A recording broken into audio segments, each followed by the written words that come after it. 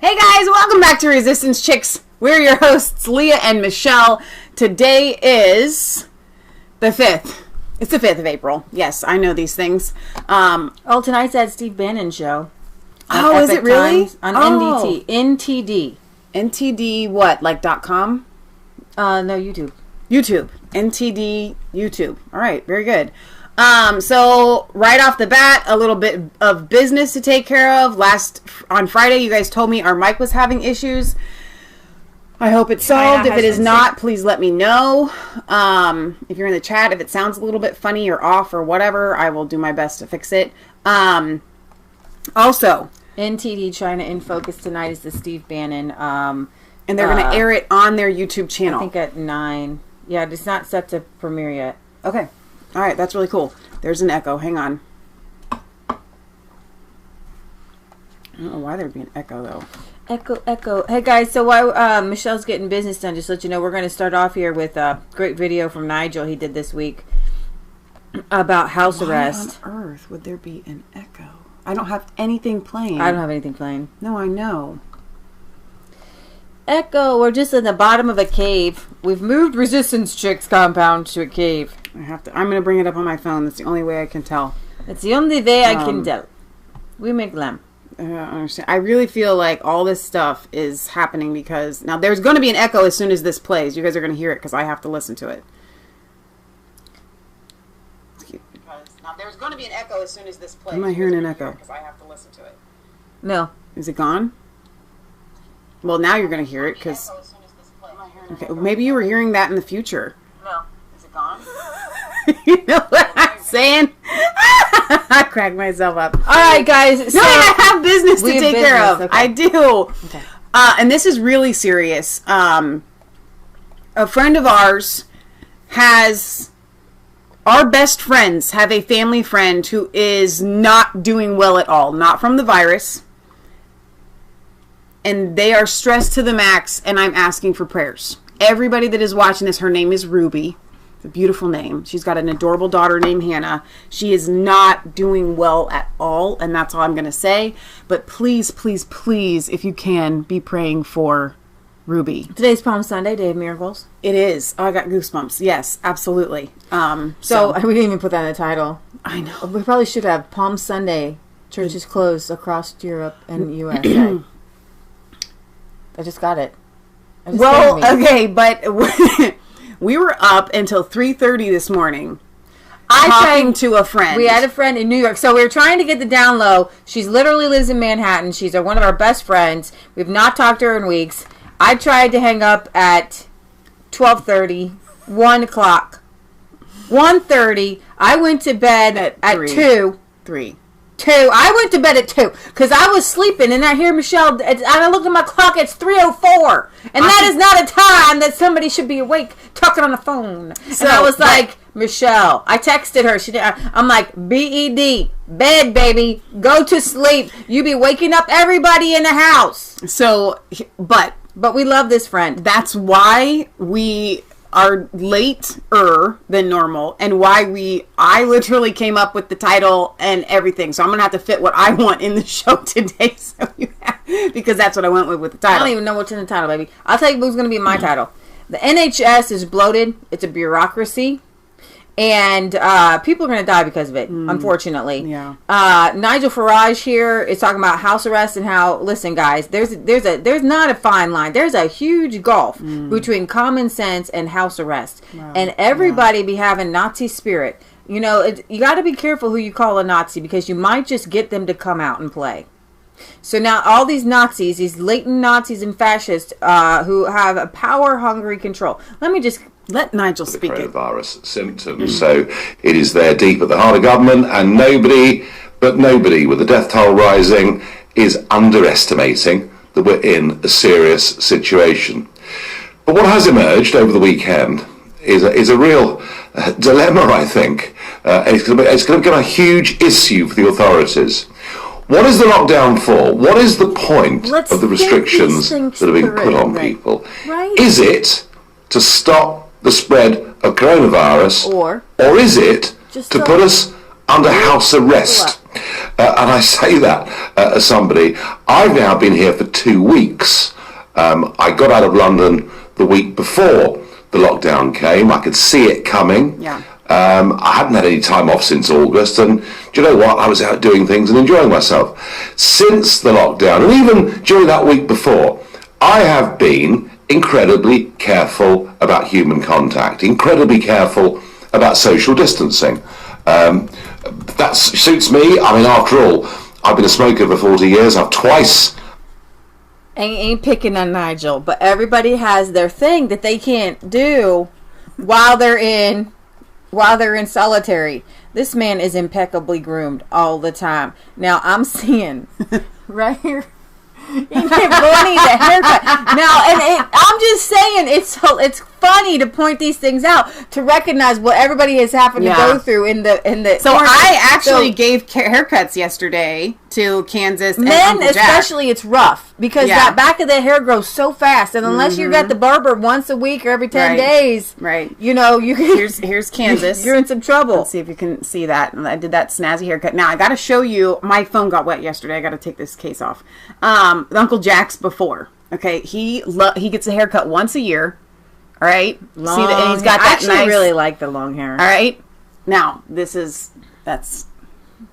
wait, there we go. Isn't that nice? I did haircuts yesterday. So if you don't have a Michelle, what are you going to do? Because you can really butcher that. How do you cut the back of your hair? I had serious pneumonia, so if I get this thing, you know, it is likely it'll turn into pneumonia pretty damn quickly. So I don't think I've been irresponsible in any way at all. And yet, yesterday morning, back broadcasting on LBC, I made the point that in the previous 5 days, I'd been out 8 times. I've been walking on 8 different occasions. 5 times early in the morning, really early in the morning, and 3 times when I felt like it, I went out during the period of sunset as well.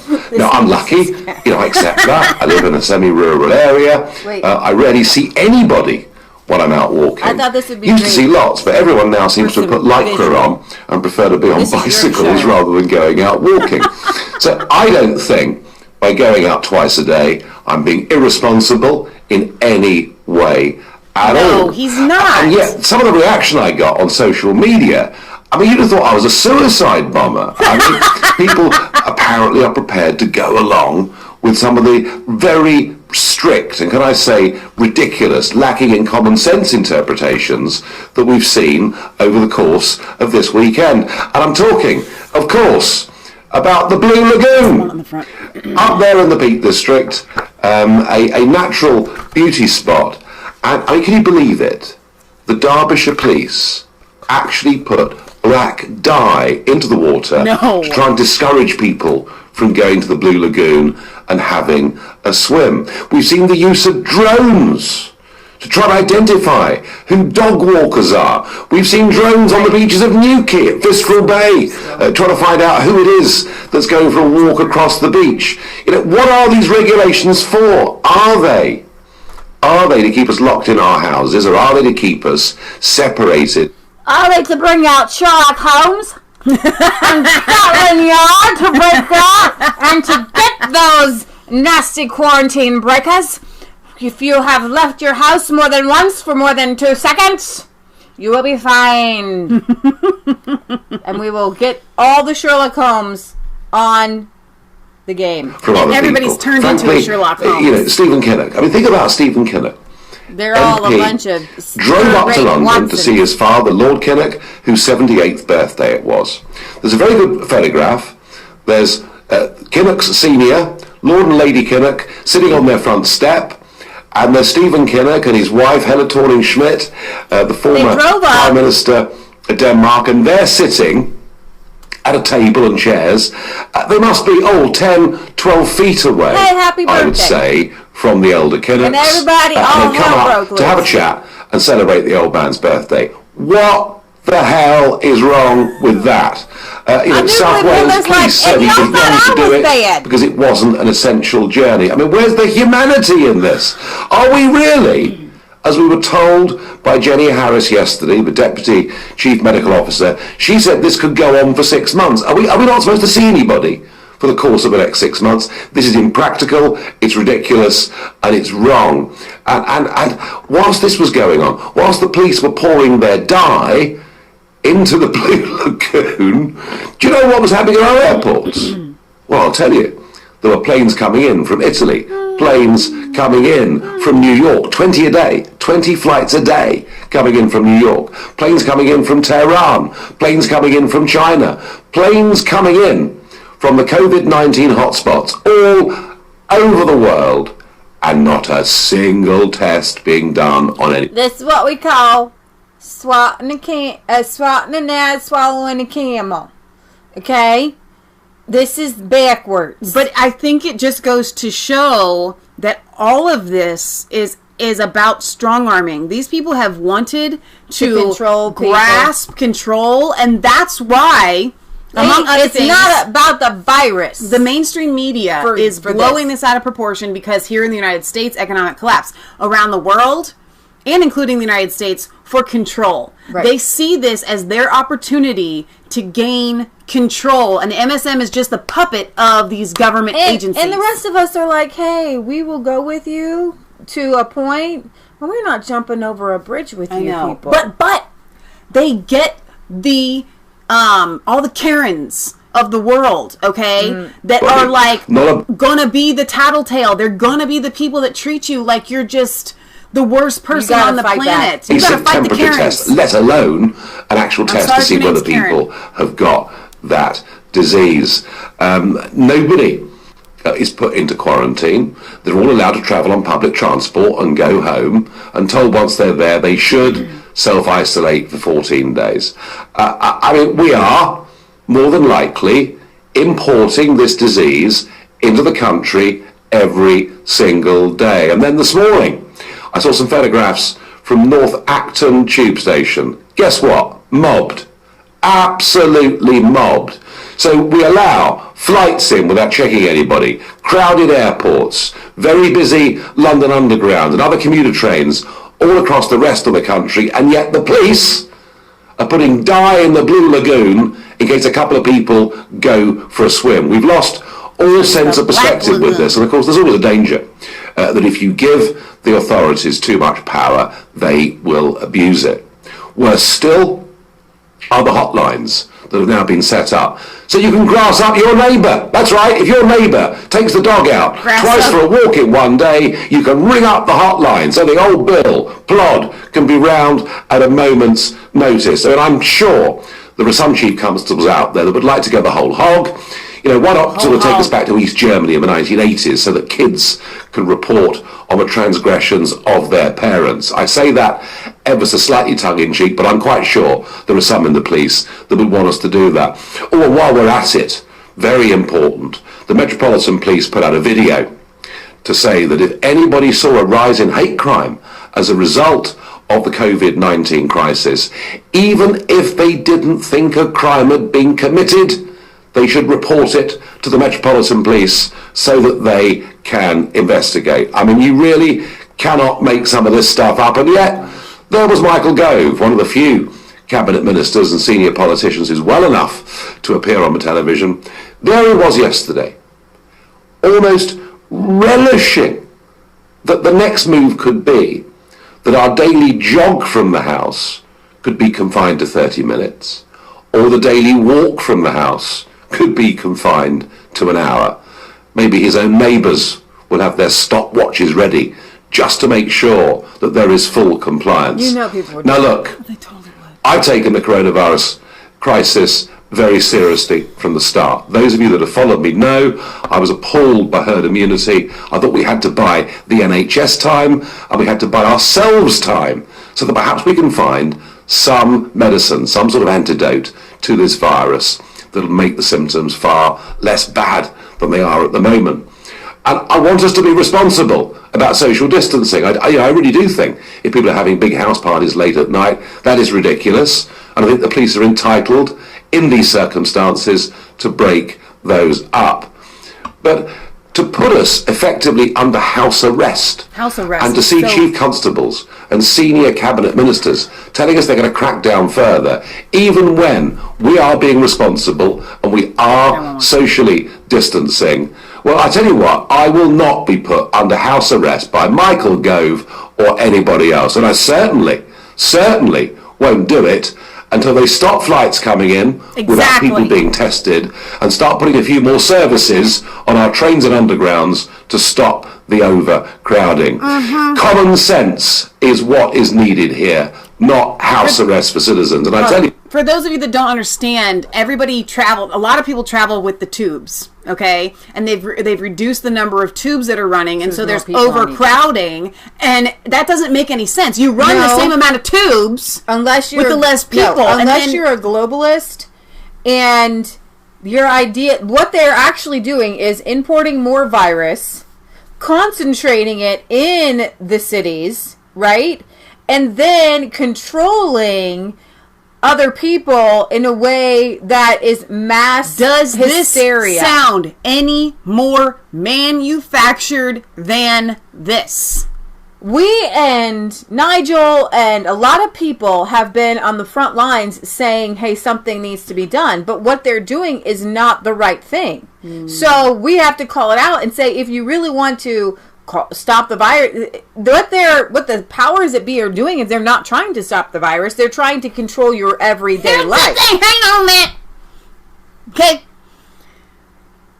We have gone along with this to an extent. All right. Now, here in the U.S., your dates are going to be different than ours. Ours is supposed to be April 30th. Then they're going to reassess. Now, these power-hungry, salivating government officials, unelected, a lot of them, are wanting to probably extend that. Dr. Fauci's like, until there's no cases. That's forever, because we're going to probably always see a case or two pop up. You'll all right? see people die. Like, lots of more people die. If this had the death rate of maybe even 25%, I could see these kinds of measures. I could see house arrest. If you walk out your house, if you come in contact with somebody, they have a 75% chance, a 25% chance of dying. That's pretty high, right? I understand that if the threat was that large, and I know it might sound like we're walking back things. No, we're staying right down the line in the middle like we have from day one. You cannot impose draconian measures when it doesn't warrant it. But it's not mitigating the virus. And it's not mitigating the virus. Keep your hair over there. Thank you. Oh my goodness. there's a great danger in this. And the danger is that people see these nonsenses, people see these abuses of power, and they start breaking the guidelines wholesale. In doing so, of course, the irony is they might actually start to spread coronavirus in a way that these regulations are supposed to stop. People will only respect the rules. People will only respect the government if the government and the police forces are seen to respect the people. And I think we're not very far away from that beginning to break down. And finally, China. Yes, China, you know, that magnificent, wonderful country where people live in great freedom. Oh, and by the way, of course, this crisis, this virus, has nothing to do with China at all. Any of you that say that are, of course, committing a xenophobic crime. No, China are the good guys. Absolutely. They've even made us think it could have been the Americans that spread this from the start. And now, of course, we have the lovely, cuddly, friendly Chinese, and in particular, Huawei. Yes, that telecommunications company that Boris Johnson wants to allow into our 5G network, even knowing that they operate directly for the Chinese Communist state. And they're now distributing largesse all over the world.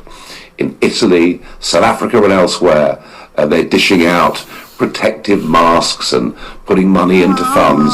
Well, I have heard this afternoon from a very good source that the British government are on the verge of buying ventilators from China. No! I want to know whether this is true. I believe, given the source that fed this to me, that it probably is. Now, it wouldn't surprise me. After all, this government have given them British Steel, a big strategic industry. It was David Cameron, of course, and George Osborne that put them at the heart of our nuclear industry. It's this government that wants them involved in our 5G network, despite the fact that actually kiboshes in many ways the prospect of trade deals with our friends in Australia, New Zealand, and the United States of America. And now, are we really to go to China and have them as our saviours in this moment, absolving them of all responsibility, painting them out to be the good guys? And I've no doubt, if we do buy those ventilators, the price will be that Huawei will stay part of our 5G network. I mean, why don't they I'll tell you what, just give the Chinese the keys to number 10. I mean, that's the extent to which I think the British establishment are prepared to sell us out to China. So we need very quickly from the government some truth about testing. Are we really now up to 10,000 tests a day, or is it, as some suggest, no higher than 7,000? Are we really going to be testing 25,000 people a day by the middle of April, or is that all make-believe? Are the amazing figures that Robert Jenrick gave us yesterday about tens of millions of face masks and other pieces of PPE for NHS staff, will they really be distributed to every hospital during the course of the next few days? And please, somebody inside government, understand you can't bully the British out of their freedoms. It's why in 1954, unlike every other country in Europe, we gave up identity cards. Do you know why?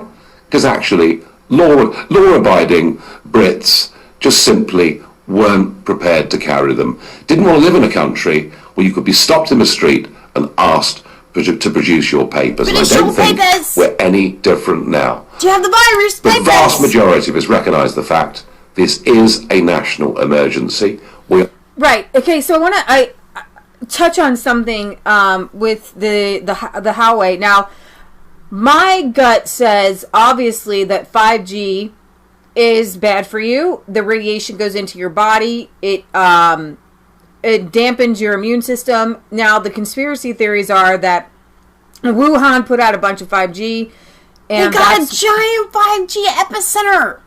That Iran had 5G, and where 5G is, why is New York being hit harder? Well, I talked to my friend on the phone last night, and she said that they have the most 5G so far. She said that she's driven through areas where she knows there's 5G set up, and her teeth will hurt. And she said that she's had some laser work, not like cosmetic stuff, but like medical laser work, and when that laser goes over her face and goes over her teeth, that's the exact same feeling that she gets when she drives into these areas that have 5G, and she started putting the correlations together. Right, and so it is real.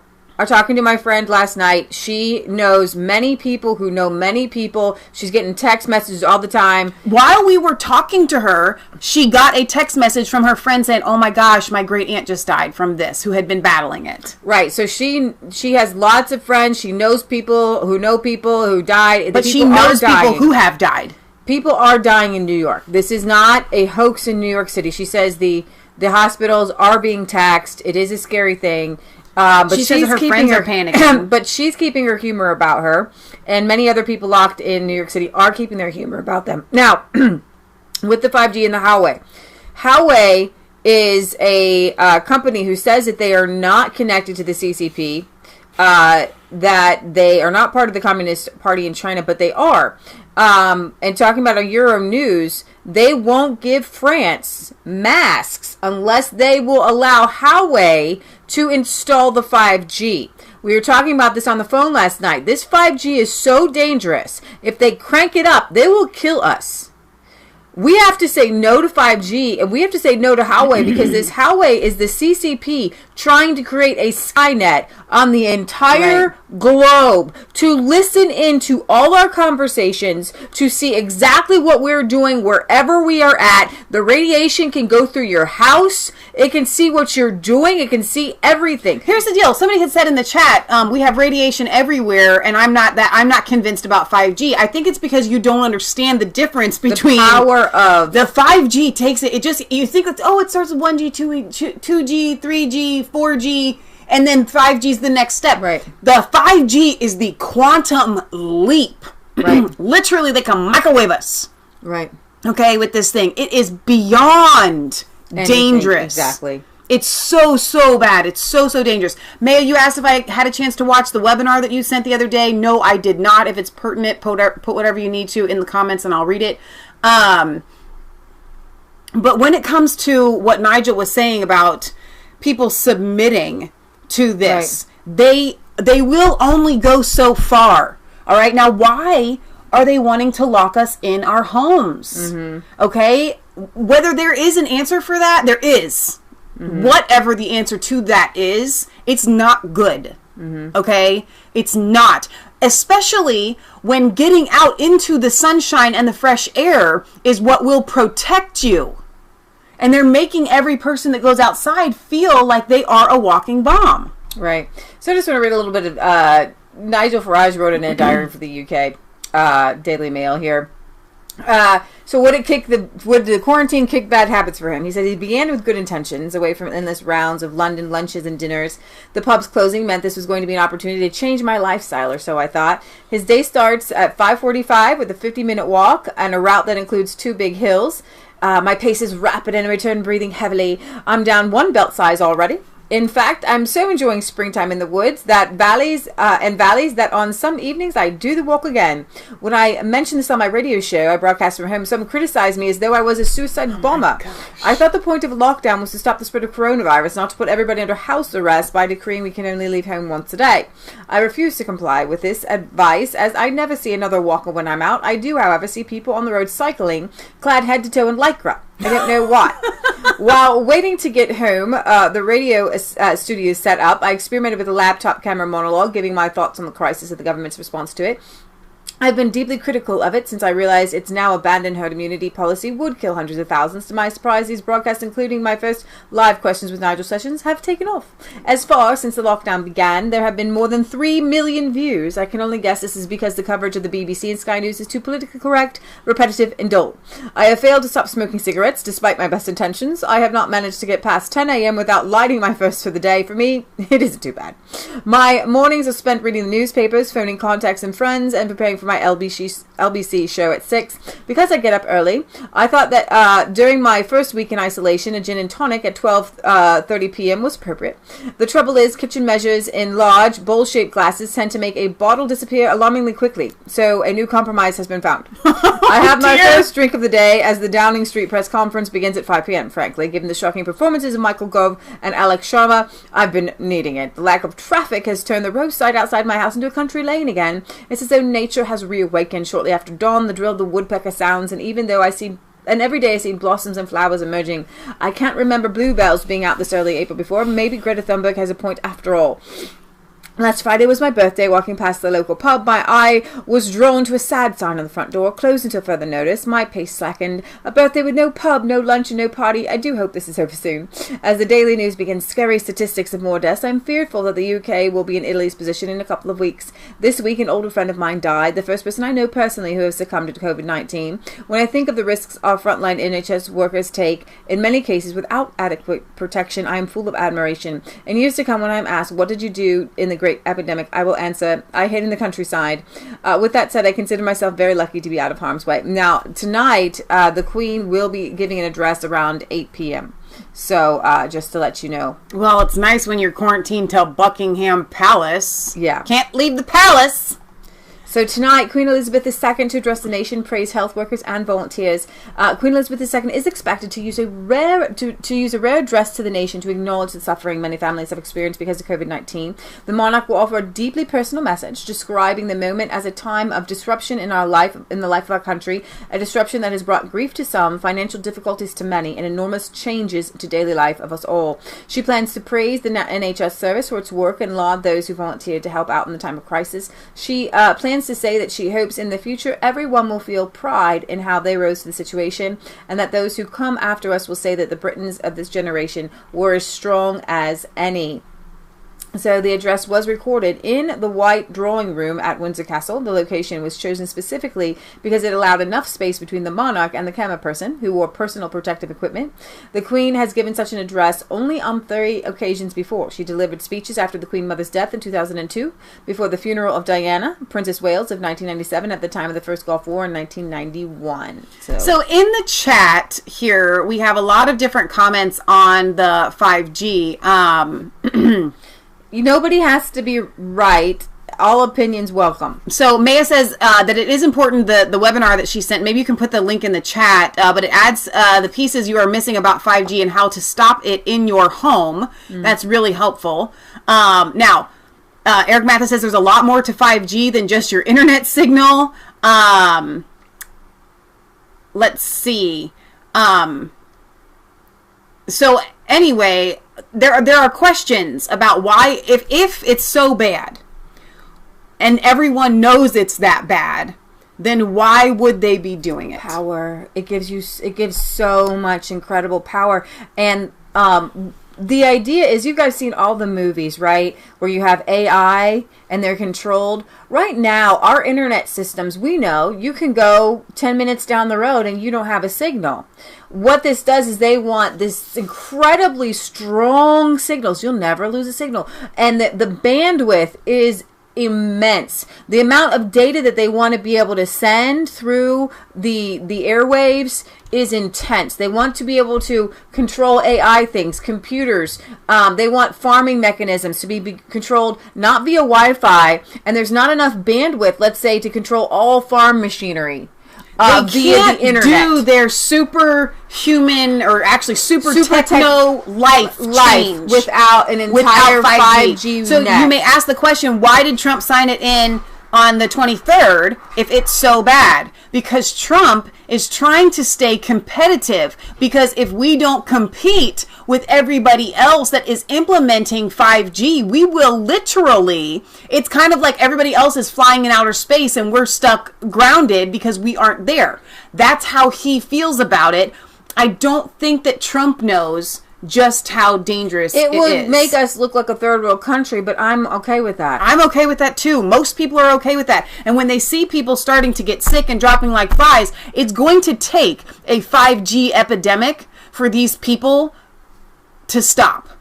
Well, I'm going to actually pray that it doesn't happen, because I have drawn the line. I draw lines at certain things. Right. GMOs, whatever, 4G, 3G, internet, electricity, cars, 5G, I'm done. So my peace be still. Remember, I started praying peace be still to China. I started praying peace be still to the EU. I'm going to start praying peace be still to the 5G, because it cannot go up. So Mikey has a point here. He says, Leah, that's not how 5G works. It doesn't have huge range. No. It doesn't have huge range. That's why there has to bandwidth. But that's why there has to be so many, and it's the amount of them that makes it so dangerous. They will be everywhere. The 5G has so much. They need more space in their networking things, okay? To control these giant machines that they want to run, and they want to control everything via internet now. They want people sitting there behind the computers and let robots run the world. It's not that, and that can't be. But you're right. They need them to be spaced really close together, and that's what makes them so dangerous. All right, we're going to move on from 5G. Okay, NHS auxiliary nurse quits after being ordered not to wear a mask. The NHS health worker resigned from her job after her superiors ordered her to take off a medical mask she bought to protect herself from the COVID-19. Tracy Brennan, a healthcare assistant or auxiliary nurse working at Hillingdon Hospital's NHS Foundation Trust in London, said that her bosses ordered her to take off her protective mask when she returned to work following 2 weeks of self-isolating due to her daughter displaying symptoms of the coronavirus. Later that day, Brennan informed her superiors that while she was taking blood, a patient coughed into her face. Despite the incident, her bosses continued to deny her the ability to wear protective equipment, which she provided herself, as she was not located in a coronavirus wing of the hospital. Upon arriving to work on Tuesday morning, while still wearing a mask, you asked me for a word in your office. You outlined to me that wearing a mask wasn't following the trust policy and asked me to remove it. With a heavy heart and sadness, I feel I have no alternative but to hand this letter in as my formal resignation and will be unable to work my notice due to not being allowed to wear sufficient personal protective equipment. In response to the resignation, a spokesperson for the hospital trust said, "Our trust takes the safety of all our staff extremely seriously, and we follow national guidelines as set out by the Public Health of England. We regularly update staff on the types of PPE. The British authorities have claimed that shortages of PPE are a result of supply chain issues." We've seen that happen. But this is the mindset that comes from everybody gets a prize, and if everybody can't get a prize, nobody gets a prize. All right? So wait, go ahead. In the hospital, she can't wear a mask, but Nigel can't take 2 walks in a day. This is what we call insanity. This is what is showing me that they're not serious about this virus. In a hospital, we know that you're more likely to get it, even if you're not in a coronavirus wing. No, they're serious about people getting it. They want people to get it. Everything, every measure that they have taken, actually, with not stopping the flights in the UK. People are telling people to wear a mask. Crowded tube systems? They're telling people to wear a mask in public places, but not in a hospital taking care of patients? That's it. It's insane. Because the reason why they want people to wear the masks in public is, again, another form of control. So I would say wear the masks. If I was in a hospital, I would certainly wear a mask. I would hope, and I would disinfect it, and if I had to use it again, I would disinfect it, whatever, if I'm in a hospital, right? But now the government of Austria has mandated the wearing of a mask in the supermarket. The Czech Republic has urged countries throughout the world to adopt mask wearing to halt the spread of the virus, supported by a grassroots campaign to have citizens produce masks at home. Here we have a flower mask. That looks really weird. What the heck? Okay, hang on though, because there's actually something really cool. Back during like the bubonic plague and all of these plagues in history, they used to wear masks that were shaped like a beak.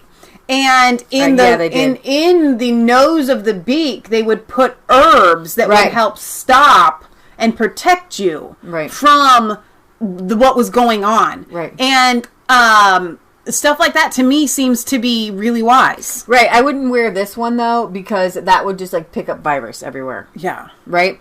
So what we do is we take our thieves oil and herbs. Like the cinnamon, the rosemary, the eucalyptus, the clove, bud, and lemon were all combined during the bubonic plague to keep people from getting the virus. Well, fortunately, you can get a concentrated form of thieves oil, and unfortunately, we did this whole big show where you could sign up for Young Living. You can still sign up for Young Living at the smaller packages. To talk about the virus and Young Living in the same show. Shoot!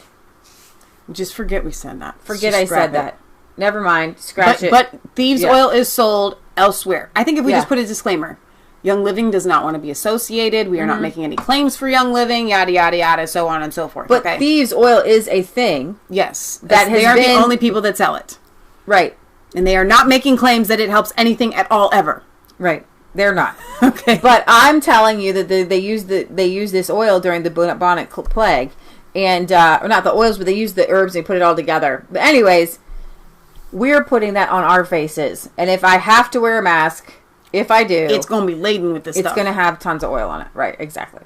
All right, so moving Although on. They do say that when we would have to do it carefully, because when it gets oil or wet or something like that, it breaks down the barrier to protect you. So I would need to look into that. But for right now, I just literally put it right under my nose when I go out. So, Britain's bloated health bureaucracy is making a pig's ear of this crisis. This is from Breitbart. I would think putting thieves oil on your beard would be a great idea.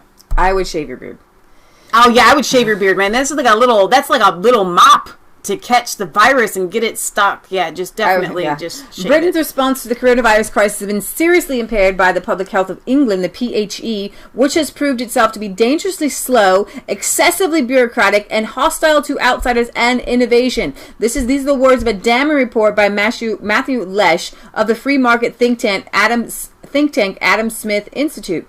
The institutional incompetence and sclerosis may well explain why Britain has plummeted to the bottom quarter of Organization for Economic Cooperation and Development countries for COVID-19 diagnostic testing per capita.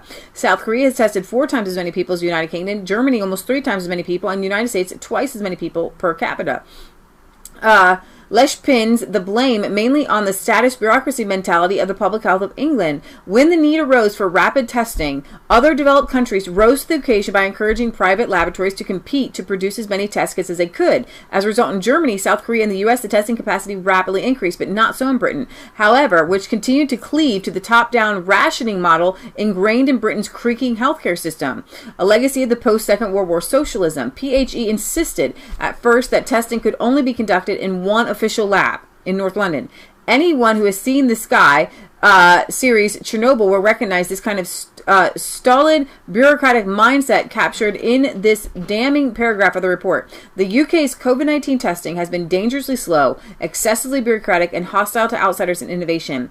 There appears to be an innate distrust of outsiders. The PHE has actively discouraged use of private sector testing, even within the system. The process for testing and validation is very centralized. PHE has not been slow to approve has also been slow to approve additional tests, and has yet not approved private sector testing. The senior academic who has worked across UK laboratories raised concerns about bureaucratic fiefdoms undermining the expansion of testing. If I'm running a lab where every sample of a really interesting new disease has to come to me for testing, then I am in control of the data.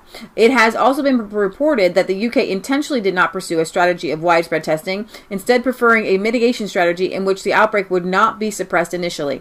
This has left the UK without necessary testing capacity, only made more problematic by shortages in raw materials. Private sector firms which have offered their services have been rejected for what may partly be ideological reasons. Unlike, say, Germany, where there is no centralized state health service, clinics and hospitals are independent, very often run by charities and funded by mandatory health insurance. Britain's NHS is essentially a socialist model which fetishes the state and abhors the private sector. In The Spectator, Matt Ridley provides further evidence that the leftist ideologues who infest Britain's bloated, self-serving, inefficient healthcare bureaucracy are previously rejecting numerous offers from the private sector for political reasons. And I just kind of wanted to let you know that that's what's happening in the UK, and people could be hurt as a result. I don't want to scare people. Hang on, I gotta get back to the beard thing because everybody's leaving it in the comments. Here's the deal. Maya says that her research has shown that men with beards are 10 times less likely to get viruses than men without beards. I don't know where you're getting that information. That the only thing I could think of is like your nose hair stop things from getting maybe whatever. But here's the deal.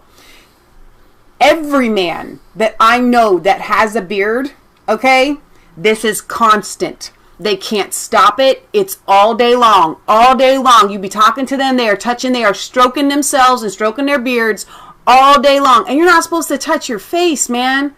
Right? So unless you are quarantined at home, washing your mail, whatever, washing your hands and all kind of stuff, if you've got a beard, you're going to have to stop stroking your beard that you love so much because you keep touching your daggum face. All right? Now, and then if you go out in public, you need to do what most of us with hair actually probably should be doing as well. Put it under a ball cap. You're going to have to wear a do-rag covering up the beard, man. Go ahead, put the thieves oil in the do-rag, whatever. If you like your beard, keep your beard. I'm not dogging anybody for liking their beards.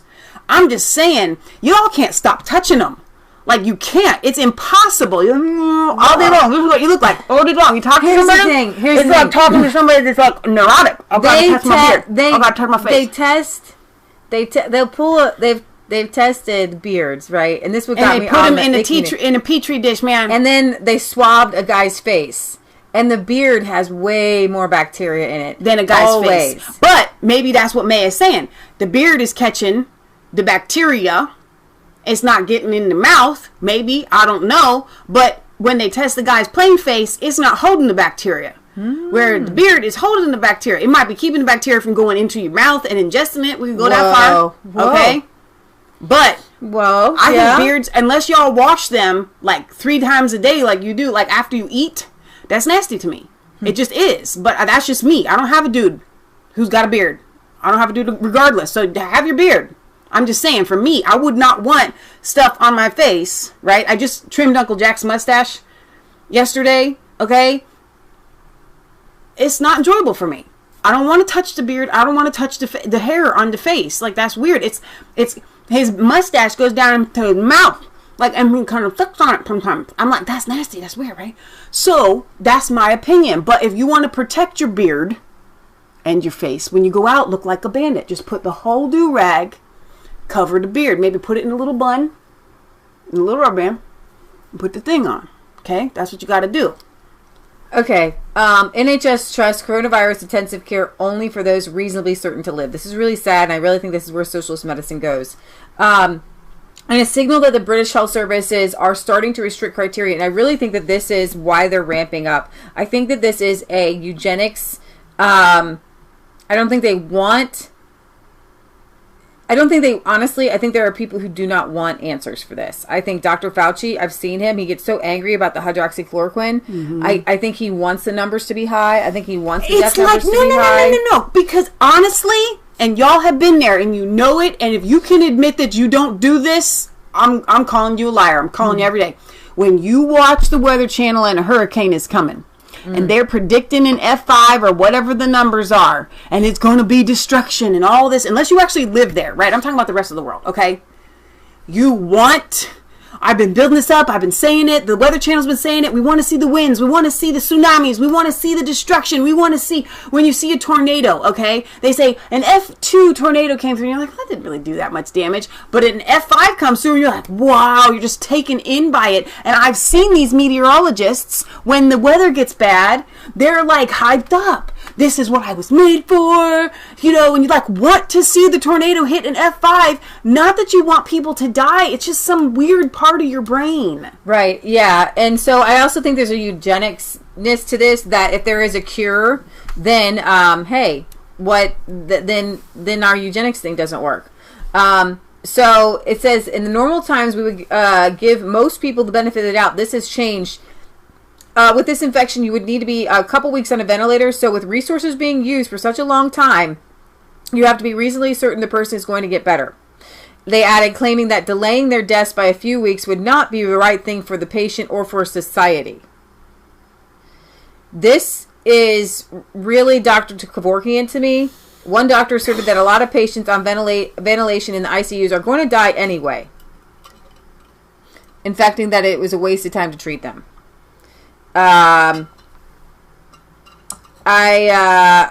They're just like, talk to your older family members to make sure you see if you even want to be on a ventilator, if you want to come through this. Now, we've seen the 104-year-old vet come through. Mm-hmm. We've seen a 94-year-old vet come through. And in Italy, we saw somebody who was 101 come through. Mm-hmm. So is it about, I think they want to spike it. I think they want to be able to say there was nothing we can do, but we did our best. They want to look like heroes while killing off the older population. Instead, here's the deal, guys.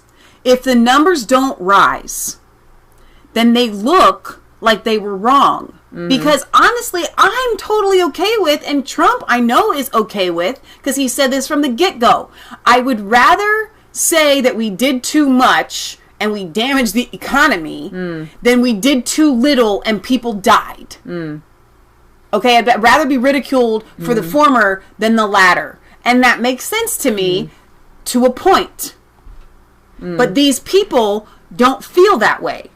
They want to be proven right. No, you're absolutely right. You're absolutely right. And it would be helpful if the media would be backing and supporting and cheering them on, going, look at what the mitigation is doing. It's working. The numbers aren't as bad as everybody predicted. Not, well, why aren't the numbers as bad as you predicted? Right, exactly.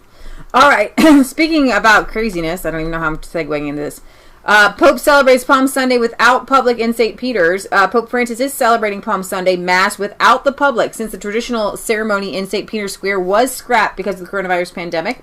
So Pope Francis is celebrating Palm Sunday Mass without the public. And so I just kind of wanted to give you this kind of an idea. That's an hour and 41 minutes. We're not watching the whole thing.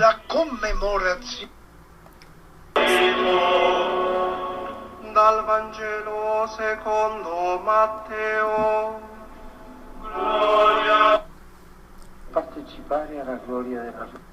So there's no public here. Are they 6 feet apart? I think they No, they don't look 6 feet apart. So for our Catholic friends, you can watch this. They aren't 6 feet apart. That dude in the white is not behind him 6 feet. Normally, tens of thousands of Romans, tourists, and pilgrims clutching olive tree branches or palm fronds would have flocked to an outdoor mass led by the pontiff. Instead, Francis was leading the ceremony inside St. Peter's Basilica, which seemed even more cadaverous than usual because it was so empty. Besides his aides, a few invited prelates, nuns, and lay people were present, sitting solo in the first pews and staggered yards apart to reduce the risk of contagion. Looking pensive, Francis blessed braided palms held by others. Then he held one himself. Palm Sunday solemnly opens the Holy Week up to Easter, which this year falls on April 12th. So we're beginning the Holy Week. The Vatican also announced Francis will preside over all the traditional ceremonies without the public in keeping. And I just want to take this moment because this is, among the usual events is the Good Friday Way of Cross procession. This year, instead of the customary candlelit procession at Rome's Colosseum, the Way of the Cross will be presided over by Francis in St. Peter's Square. I'm seeing here a much more solemn time and a much more solemn ceremony. I think this might be a good picture. I was trying to get a good picture of how, if they were they might not even show, obviously, just empty. I just wanted you guys to see the emptiness here. Isn't that amazing? Well, it looks much better when the lighting is not as bad as it is on the thing right here. Sorry. No, it's your fault. I can't fix it. I was trying to, here we can see. Okay. Here, everybody has a pew to themselves.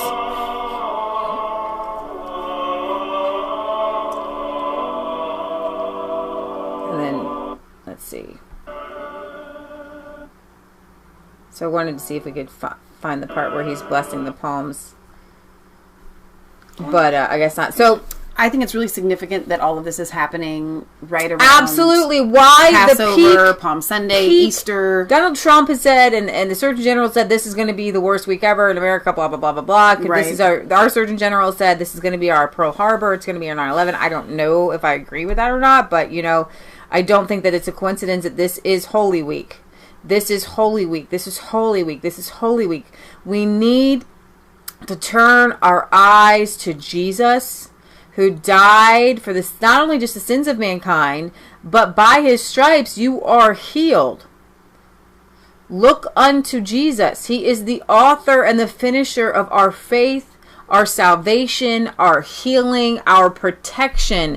And it is as if Jesus was coming into your home with all of this happening and saying to you, I've got you.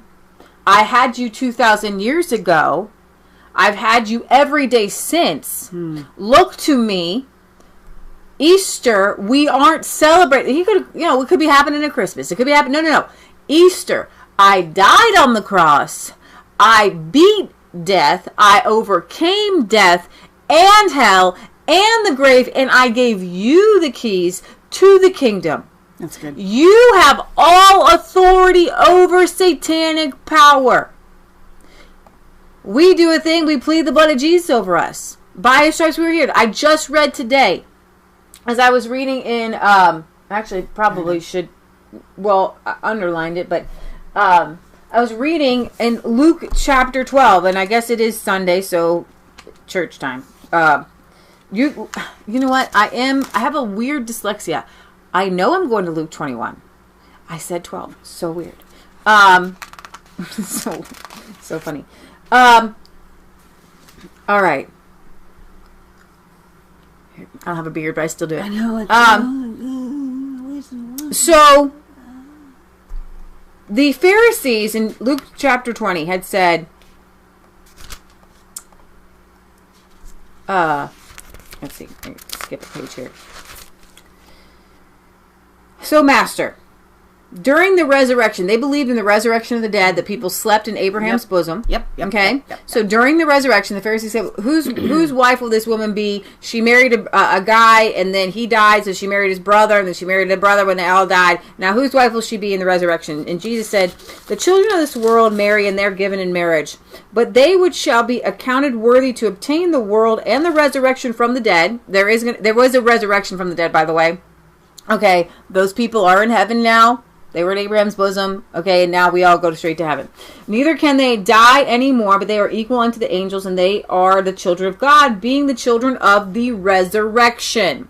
Now that the dead are raised, even Moses showed at the bush when he called the Lord, the God of Abraham, He called the God of Abraham, the God of Isaac, and the God of Jacob. For he is not a God of the dead, but of the living. I think it actually would be more helpful for you guys if I just brought it up and maybe you could read it behind me. They won't be able to read it behind you. Well, maybe they can. No, they won't. Maybe. I'm telling you, look, you never watch. Look, it's all fuzzy. They will not be able to see it. Bring it up for them. Okay. So then he goes and he talks to he tells the disciples, okay, these people, they're trying to trap me. Yep. Now,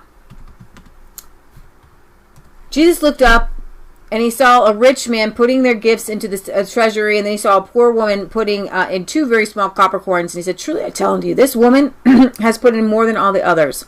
All these people gave their gifts out of their wealth, but she out of her poverty put in all that she had to live on.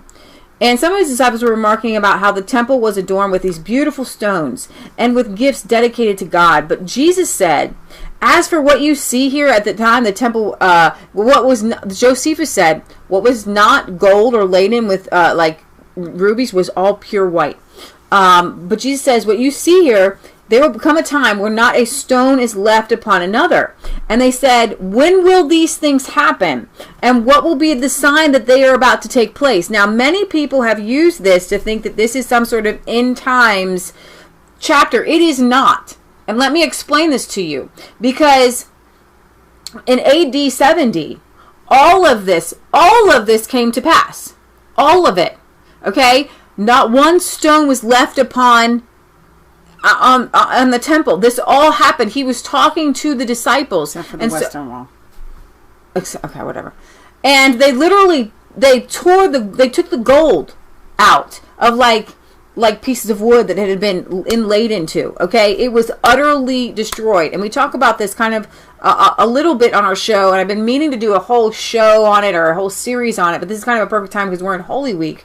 I want you to know that in this midst that God is doing things, we're not going through what they went through. Okay, we have the keys to the kingdom. We have the power of God, and it's been one of the Satan's greatest tricks to take scriptures like this, and so when bad things happen, you think that it's God punishing, or even that that Jesus is going to come back in some way and set up his kingdom on the earth. Jesus has set up his kingdom on the earth. Now, Jesus, when are these things going to happen when the temple be destroyed? And what will be the sign that they were about to take place? And he said, watch out that you are not deceived, for many will come in my name claiming I'm he, and the time is near. Do not follow them. When you hear of wars and uprisings, we hear that all the time, don't be frightened. These things must happen first, but the end will not come right away. The end of what? The end of the old covenant. The end of an age. The end of an era. The end of making sacrifices, because even after Jesus died, up until AD 70, they were still sacrificing animals, and God had to stop that. If you don't see the significance of the fact that from AD 70 until today, there are no more Jewish sacrifices, even though the entire Old Covenant, the entire Torah is based on these sacrifices. God, in his spiritual wisdom, has allowed the Jews to continue to be Jews, but they're not allowed to do animal sacrifices anymore. Now, there's a couple rogue sects that still do it, but exactly. By and large. There's no temple. There's no great temple where they're doing sacrifices. Exactly. Okay? And it's certainly not in Jerusalem. Then he said unto them, nation will rise against nation, and kingdom against kingdom. There will be great earthquakes, famines, and pestilences in various places, and fearful events and great signs from heaven. But before all of this, they will seize you and they will persecute you. A lot of people like to take this written 2,000 years ago and say, well, it's going to be for people in the future. You got to think like a New Testament Jewish person. You've got to think like a Hebrew. These were letters that were written. Okay. Well, this wasn't a letter. This was right. Luke. Yeah. But I guess because we've been studying this so much recently, a lot of what we find are in the letters that are written. So okay, forgive me. So this is Luke, chronological what Jesus order is of saying. what Jesus was saying. Okay, he took from a lot of sources. All right, and this is not just in Luke 21; it's in Matthew 24. All right, and so this was really important that it get out there. He is looking the disciples straight in the eye, and it takes a great cognitive dissonance to say he's not actually talking to the disciples, he's talking to Christians in the future. A very small sect of Christians. He's telling the disciples, his dearest beloved friends, that something is going to happen to them, and what they are going to do when it happens to them, and what signs they will know what's happening, okay? They can see the signs happening. He says to them, before all this, they are going to seize you. They are going to persecute you. They will hand you over to synagogues. Guess what, guys? Christians won't be handed over to synagogues. So they like to transliterate that and say, well, it'll just be into jail. No. This was legit real. Jesus is talking to people. We have to think like a Hebrew.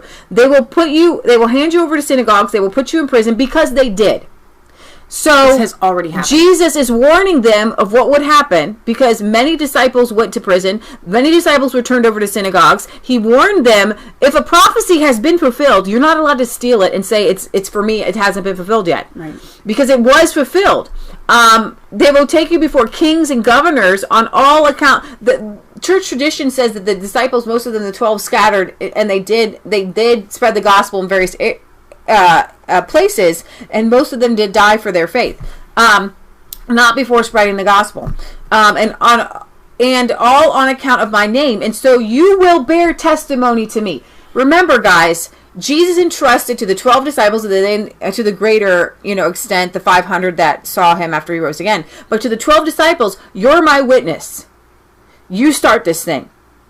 You're going to receive a fire with the Holy Spirit. Now go spread that fire. Okay? So he's telling them what's going to happen to them. For I will give you words of wisdom that none of your adversaries will be able to resist or contradict. He's literally about to die. He's giving them a game plan. Okay? And this was what was going to happen. This is what did happen. Now, what's so fantastic about it is that God is a being of patterns. Okay? So we can take this and say, this happened before. Something like this could happen again, but you can't put the stamp of, for sure, word for word, prophecy, this was going to, because it's already been fulfilled, right? And it doesn't say, and this will be repeated again in the future. He does not say that, okay? But we can know if you are taken up before somebody, if God gave the disciples, if Jesus said, I'm going to give you words of wisdom that none of your adversaries will be able to resist, he will give me those same words of wisdom. Okay? You can take it and say the promises to them are promises for me. Okay? But to say that the whole outline is exactly the same, it's not going to be the same. You will be betrayed by your parents and brothers and sisters and relatives and friends, and they will put some of you to death. What was very interesting was Michelle was reading in Josephus and saying that during the time there was a the scriptures say brother will rise against brother. Those are prophecies. Mm-hmm. That was fulfilled during the time of Josephus in the War of the Jews. Exactly. Right before the temple was destroyed, where Jewish people rose against Jewish people. And even Josephus was on the side of Rome against brother. Exactly. There was a big, huge uprising happening. And the reason why we don't understand these scriptures having been fulfilled is because we don't know history. Right, exactly. They wiped out history. They used to know this. Right. Because they used to know history. They could understand and interpret. If you want anything, you need to read the complete works of Josephus. Right. Because it helps you think like a Jew. He was, at the time, he was the leading authority on Jewish history from Adam and Eve all the way up until after Jesus died. He was not a Christian. He was a Jew, and he fought in these holy wars. Right. Okay, before the temple fell. He was the dude. He was there. And he is, by all accounts, secular and non-secular, the leading historian of the time. They take his words as fact. Right, exactly. So he says, and so they did deliver their brothers and sisters unto the Romans, okay, to try... And they fought them in war. Exactly. everyone will hate you because of me. And historically, the Jews were blamed for things. The Christians were blamed for fire in Rome. And they, it was a bad time. It was horrible. But not a hair of your head will perish. Stand firm and you will win life. When you see Jerusalem being surrounded by armies, and there was a siege on Jerusalem. This happened. You will know that desolation is near. Now, to a Jew, the most sacred thing, the most sacred being, their whole life revolved around that temple. It was where God's Spirit would dwell. Their sins could be forgiven. Everything was connected like an umbilical cord to the temple. The idea that temple would be destroyed was a desolation. It was beyond comprehension. It was hell. Okay? Then let those who were in Judea flee to the mountains. Let those in the city get out of the city, because they massacred the Romans massacred everybody. Man, woman, child. It was demonic. It was repulsive. It was the most desolation you could think of, to have the entire city and the entire Jerusalem just literally just laid bare, and then fire, right? There was fire. So get out of the city. He's saying, don't stay there. Don't stay there. Right? When you see these things happening, you see the wars and stuff happening, get out. Because people were still in Jerusalem. He didn't say leave Jerusalem yet.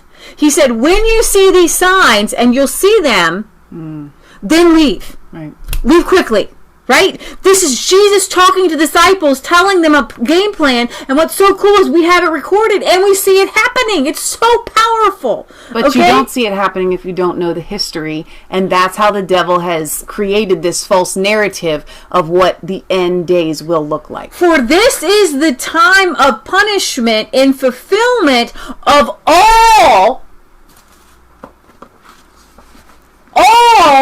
that has been written. All that has been written. I would love to take you, but I don't have the time today, but as the Holy Spirit leads, I think He's going to allow me to drop these words for you guys. Okay? All that has been written up till Jesus. Jesus fulfilled the Old Testament covenant. Well, you can read it in Isaiah 53, Psalm 118, Joel chapter 2 and 3, right? And the whole book of Joel, okay? It's very little. It's all there, okay? So Jesus is saying, I'm coming to bring my kingdom. I'm coming to bring my kingdom. I'm coming to set my kingdom. Everybody is waiting for Jesus to come and do the 1,000-year reign, the millennial reign, where everything, the lion sits down with the lamb, and his kingdom is set up. But literally, if you read the Gospels, the kingdom has been set up. It's done. It's set up. He is the King of Kings. He is the Lord of Lords. We reign right now as kings and priests of what? The kingdom of God here on earth. Our job is to reach into heaven and say, God, Father, thy will be done on earth, right, as it's done in heaven. Now, I am learning this. I'm getting into this. I went to a Bible college, and they kind of taught it the kingdom, but they didn't teach that I had power to move kingdoms out of the way. Okay, I'm going to, that's a whole other day. All right, I'm going to get through 21. What verse are you in? We are, the punishment. Now, in previous chapters, he's talking to Pharisees, and he says things like, all of what everybody did to the prophets, how you killed them, all the punishment is coming on this generation, you guys. I came to punish you guys. He says that. He looks at the disciples and says, and they say, and there's previous chapters where they say, oh my gosh, because he gave a parable where a man he had a vineyard, right? And he had guys working on the vineyard, and he came to get the fruits of his vineyard, and the guys working on the vineyard killed the guys that the king sent, right? Well, then he comes, he says, certainly they'll listen to my son, my heir, and they kill the son, Jesus, right? And he says, what do you think is going to happen to those people that killed the son, God's going to come and kill them and punish them. This destruction of the temple was God's punishment for the killing of the prophets.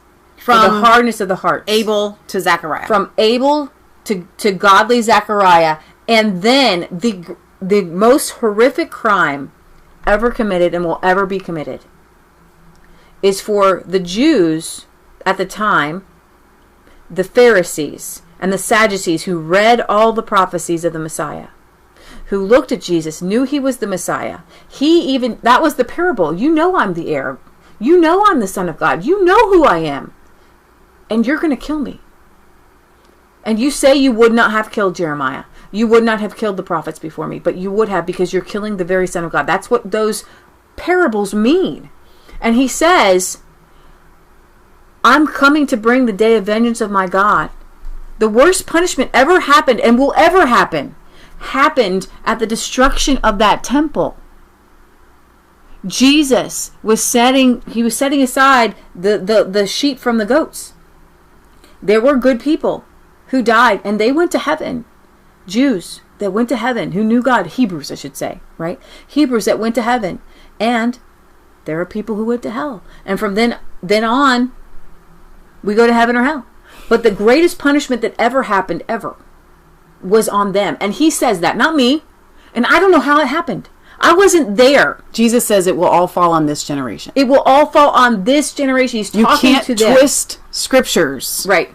To say that doesn't mean the generation that he's talking to. He is talking to them. That he's all talking of this to destruction and the punishment, generation who read the scriptures, who knew about the Messiah, looked Jesus in the eye, and killed the Son of God. And all the punishment from the prophets, from Abel to noble, godly Zechariah, all of that will fall on them, including the punishment for killing Jesus. So this is what this means. For this is the time of punishment in fulfillment of all that has been written. All the scripture saying, I'm going to punish you, I'm going to punish you, I'm going to punish you. That was the fall of AD 70, okay? How dreadful it will be in those days for pregnant women and nursing mothers. There will be great distress in the land and wrath against the people. They will fall by the sword and will be taken as prisoners to all the nations. Jerusalem will be trampled on by the Gentiles until the time of Gentiles are fulfilled. Now, my interpretation of that is there was a time of Gentiles between AD 70 and AD 300. Then we had the church age, and we've been in the church age ever since. Okay? There were the Jewish had been scattered after AD 70. The time of the Gentiles came in, okay? And then as Christianity spread and Christianity spread, then we have AD 30 or 300 and Constantinople, and Christianity becomes an official, legit, this is real, this is God, and it begins to spread all over the earth. There will be signs in the sun and the moon and the stars on the earth. Nations will be in anguish and perplexity at the roaring and the tossing of the sea. People will faint from terror, apprehensive of what is coming on the world. For the heavenly bodies will be shaken. And at that time, they will see the Son of Man coming in a cloud with power and great glory. What Jesus did, he came in AD 70 in great power and great glory. Okay? And you know what he told the Pharisees? And I'm not sure which scripture it was. He says, you won't see it. Only those who have eyes to see, because the kingdom, they ask him, the Pharisee says, well, when is this kingdom coming? He says, it's coming, but you won't see it, because the kingdom of heaven is what? Inside of you. It's inside. It's within. Those who has eyes to see will see Jesus coming in power and glory, and Jesus coming and saying, no more. Don't tell me that it wasn't Jesus coming out riding on his white horse, destroying that temple. Exactly. It was him. And that's why over and over again, Jesus keeps saying, for those who have eyes to see. For those who have eyes to see. Now, yesterday on my show, Bible Studies with Michelle, we went over Acts 2, and I hinted at, and I explained to you, and I really, as the Lord leads, we will break these things down. I'll bring you the Blue Letter Bible.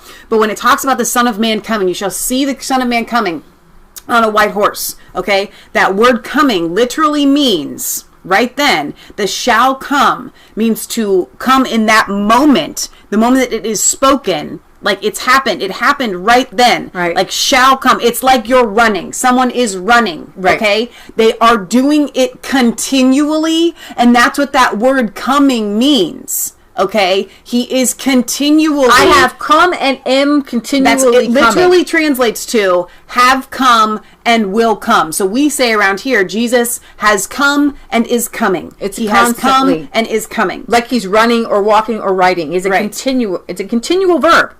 We don't have a verb for that. And that's why it's translated this way. We can't translate it. We literally don't have the words. Right, exactly. With great glory, when these things begin to take place, stand up and lift your heads because your redemption is drawing near. All that you preached, all that Jesus preached, you're going to be proven right. You'll be proven right. It will be now the age of the disciples of Jesus Christ. No longer, the Jews were scattered. They were done. They were done for. It is your age, your redemption. It's your time. Take a hold of it. And it's your time now. Take a hold of it. And he says, look at the fig tree and all the trees when they sprout leaves. You can see for yourselves and know that summer is near. Even so, when you see these things happening, you know that the kingdom of God is near. This was the age of Judaism. And now the age of Judaism is gone. And the Christian age has come. What happens when we read these scriptures, and it's good that we read them as if Jesus is talking to us. Yeah. We actually become a little bit narcissistic. And we take the disciples completely out of the question, of the equation. And we say, well, when Jesus was talking to the disciples, he knew that Luke and Matthew and Mark and and John were going to write all these things down, and that Jesus was really just talking to a very select group of people 2,000 years later, and he wasn't talking to the most beloved people in his life, telling them what was about to come. Right. Lies. Oh my gosh. Jesus spoke in parables. So that must have been a parable. You're wrong. Yeah. You're absolutely 100% wrong. Jesus was talking to his disciples. Well, and then I don't even know if you can pretend to put a little highlighter over verse 32. This is the most important verse of this entire passage to let you know the timing of this. Truly, I tell you, this generation, and if you look at the word generation, I've looked it up, I've read it, it means it's a gap of age. You know, a generation is like 30 years, right? You can't make it 2,000 or 3,000 years. This generation will certainly not pass away, will not be done for, will not die. These people that I'm looking at, I'm talking to you, this generation of people, okay, that all y'all people, you're not going to die. Not all of you are going to die until all these things happen. Okay, there's another verse where they're asked when these things will happen, and Jesus looks at the disciples and say, some of you are gonna die, and some of you will see the Son of Man riding in the clouds. Some of you will see him. And John, he lived, he saw AD 70. Okay, but then he goes on to encourage them, because that's what Jesus would do. Okay. He tells them, listen, be careful, or your hearts will be weighed down with carousing and drunkenness and the anxieties of life, and that day will close on you suddenly like a trap, for it will come on all those who live on the face of the whole earth. You forgot verse 33. Oh, I'm sorry. Heaven and earth will pass away, but my words will never pass away. And the temple the Jews knew that they referred to the temple as heaven and earth. Okay? Okay, so that's what I wanted to bring to you guys today, to let you know that during this coronavirus, I've seen a lot of people saying that this was going to be the end of times. And that's where we're bringing it all back around to why Leah went on this rabbit trail. Well, I read the Last Supper. Okay, I read 21 and 22 in the Last Supper. They go and make preparations for us to eat the Passover. Where do you want us to prepare it? And he says, there's a guy going to come. He's got it all set up for you. Everybody go. And when the hour came, Jesus and the disciples reclined at the table. They actually used to recline when they ate.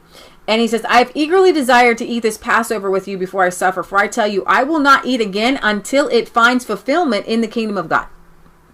After taking the cup, he gave thanks and said, take this and divide it among you. For I tell you, I will not drink again from the fruit of the vine until the kingdom of God comes. Guess what? The kingdom of God came when Jesus rose again. Because he actually drank and ate. Right? When he came back. He created food for these people. Right? But he said, don't touch me. I'm not going up to my Father. This is my body given unto you. Do this in remembrance of me. In the same way, after the supper, he took the cup and said, this is the cup of my new covenant in my blood, which is poured out for you. But the hand of him who is going to betray me is at the table. The Son of Man will go as it is decreed. but woe unto him by who betrays him. So I wanted to bring this unto you because God is moving right now in this whole situation. It's Easter. We're talking about Passover. We're talking about Holy Weeks. We're talking about the Word of God. We're talking about the anointing. We're talking about the power of God in this time. And so rejoice because Jesus rose again. And he set up his kingdom, and you are part of that kingdom, and the kingdom is continually growing. And you and I have a part to play in all of this. We're talking to our friend Ashley. Revival is happening. Atheists who may not have prayed before, they're praying now. She told us. You know, she has a friend who's an atheist who's now like, I'm so nervous, and somebody suggested that he pray. And he said, I'm going to start praying. Right? I think that we should all be in that position. Well, and start praying. she said the same thing that I'm feeling. Every Christian that I talked to, and she said the same thing. All of my Christian friends, and this is in New York. Right. They're all saying, I feel revival. I feel revival. Revival is coming. Revival is coming. She actually sent me this prophecy, and I want to read it real quick and then we'll get back to the news. After our conversation last night, and I was blown away by it because we've been saying the exact same thing. We've been talking about it being the third great awakening that's happened. This is a prophecy by David Wilkerson in 1986.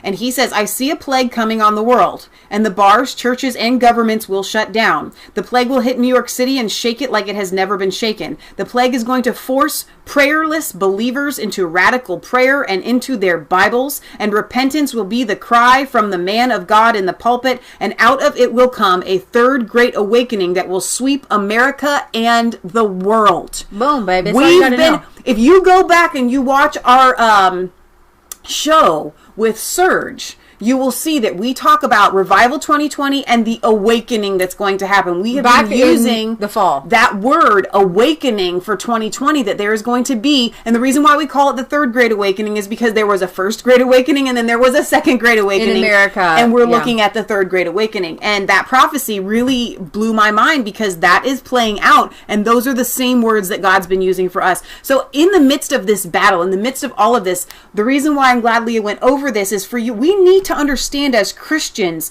the power that we have. If you knew that you were a king or a priest of a kingdom that was the most powerful kingdom in the world, and that you had authority to arrest people, to tear down other kingdoms, to take armies into other, evil lands, there would be no stopping you.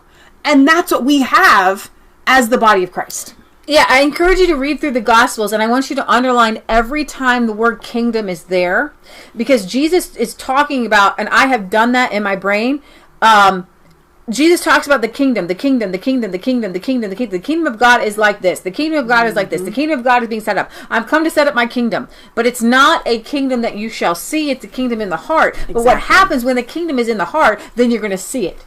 I got the keys to the kingdom. I got me the keys to the kingdom. I got me the keys to the kingdom. And the world can't do me no harm. So the point is if you will miss out on the excitement and the power and the move. Yeah. If you are looking for Jesus to come and set up another kingdom. Ain't gonna be another kingdom. When it's already been set up. And we living in it. And we're in it. And we have to walk it out. We just need to learn to operate the levers. Okay? We just need to learn to press the right buttons. All right.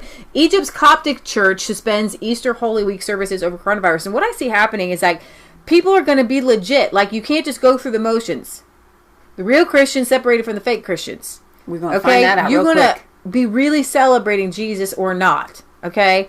Egypt's Coptic Orthodox Church has decided to suspend prayers preceding Easter celebrations later this month as part of the efforts to stem the spread of the coronavirus. The church which last month ordered the closure of churches and suspensions of services nationwide. The decision was taken on Thursday during a meeting chaired by Pope Tawadros II. Prayers, including Holy Week services, which are considered the most important rituals in the Coptic Orthodox Church, will be suspended.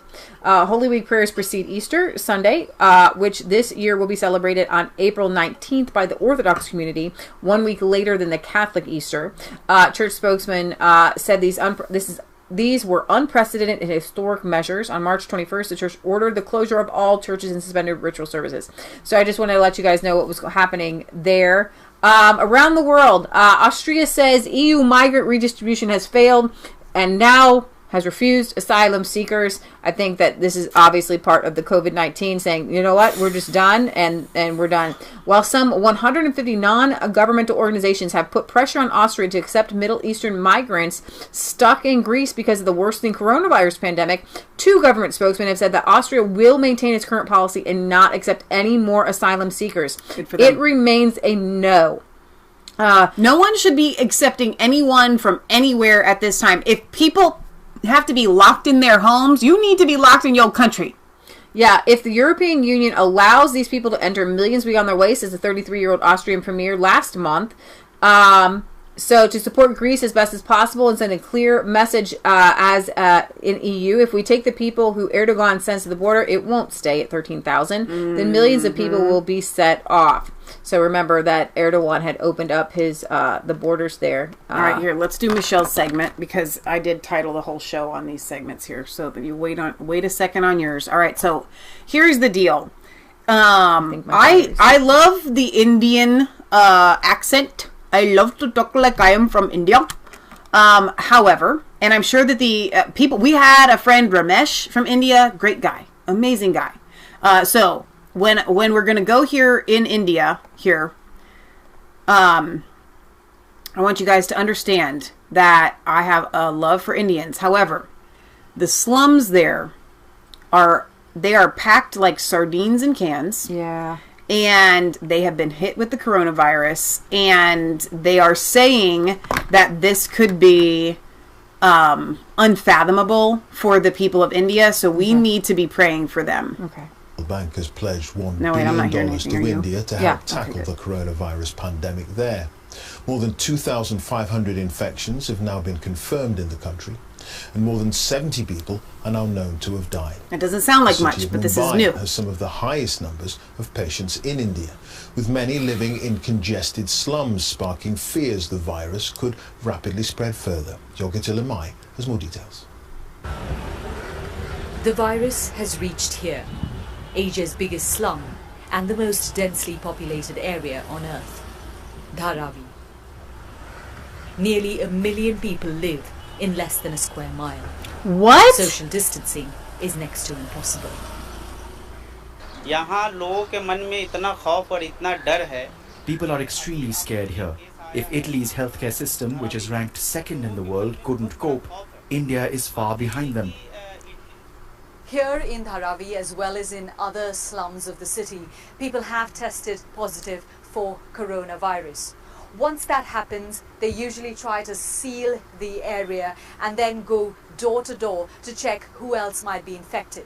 But you can imagine the challenge the government faces trying to trace the spread of the infection in cramped spaces like these. The number of cases are doubling every 3 days now. The healthcare system is already struggling.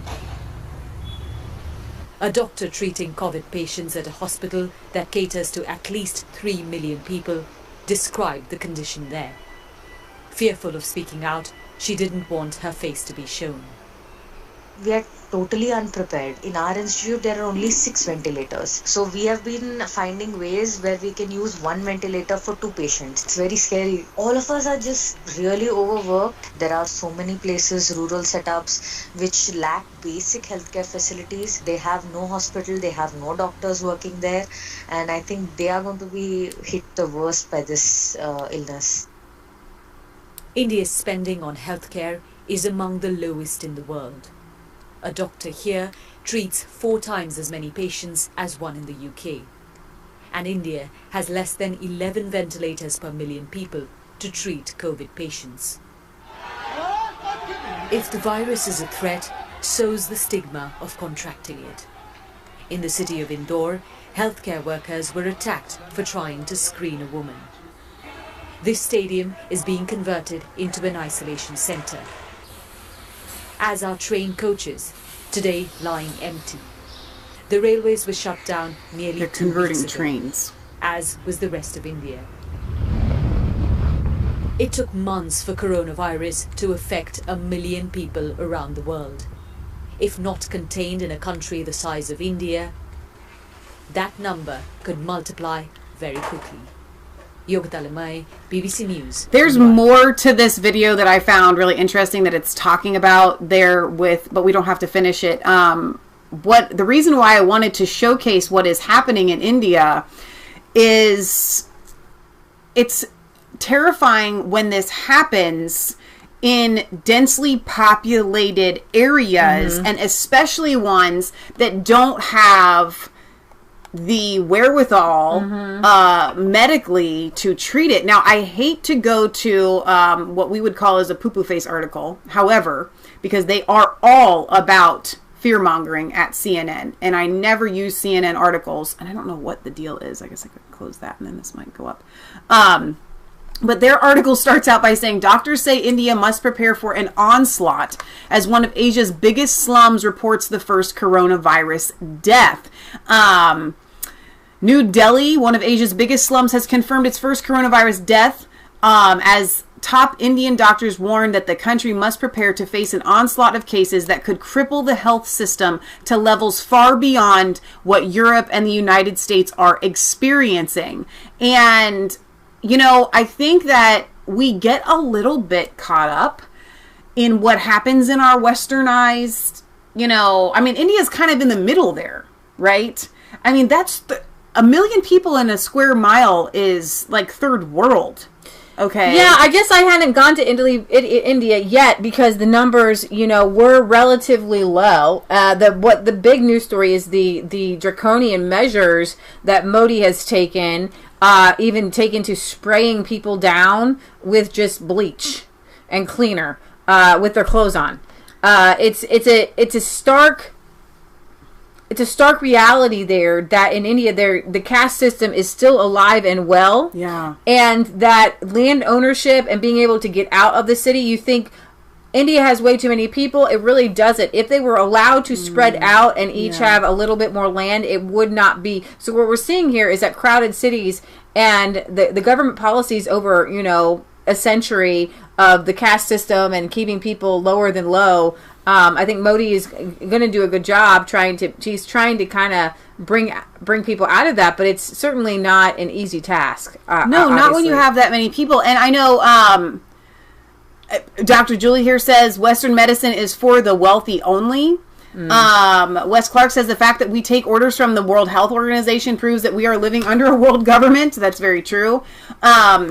I think So What says it's fear-mongering. No. This is not fear-mongering. I got to tell you, when this virus hits dense populations that don't have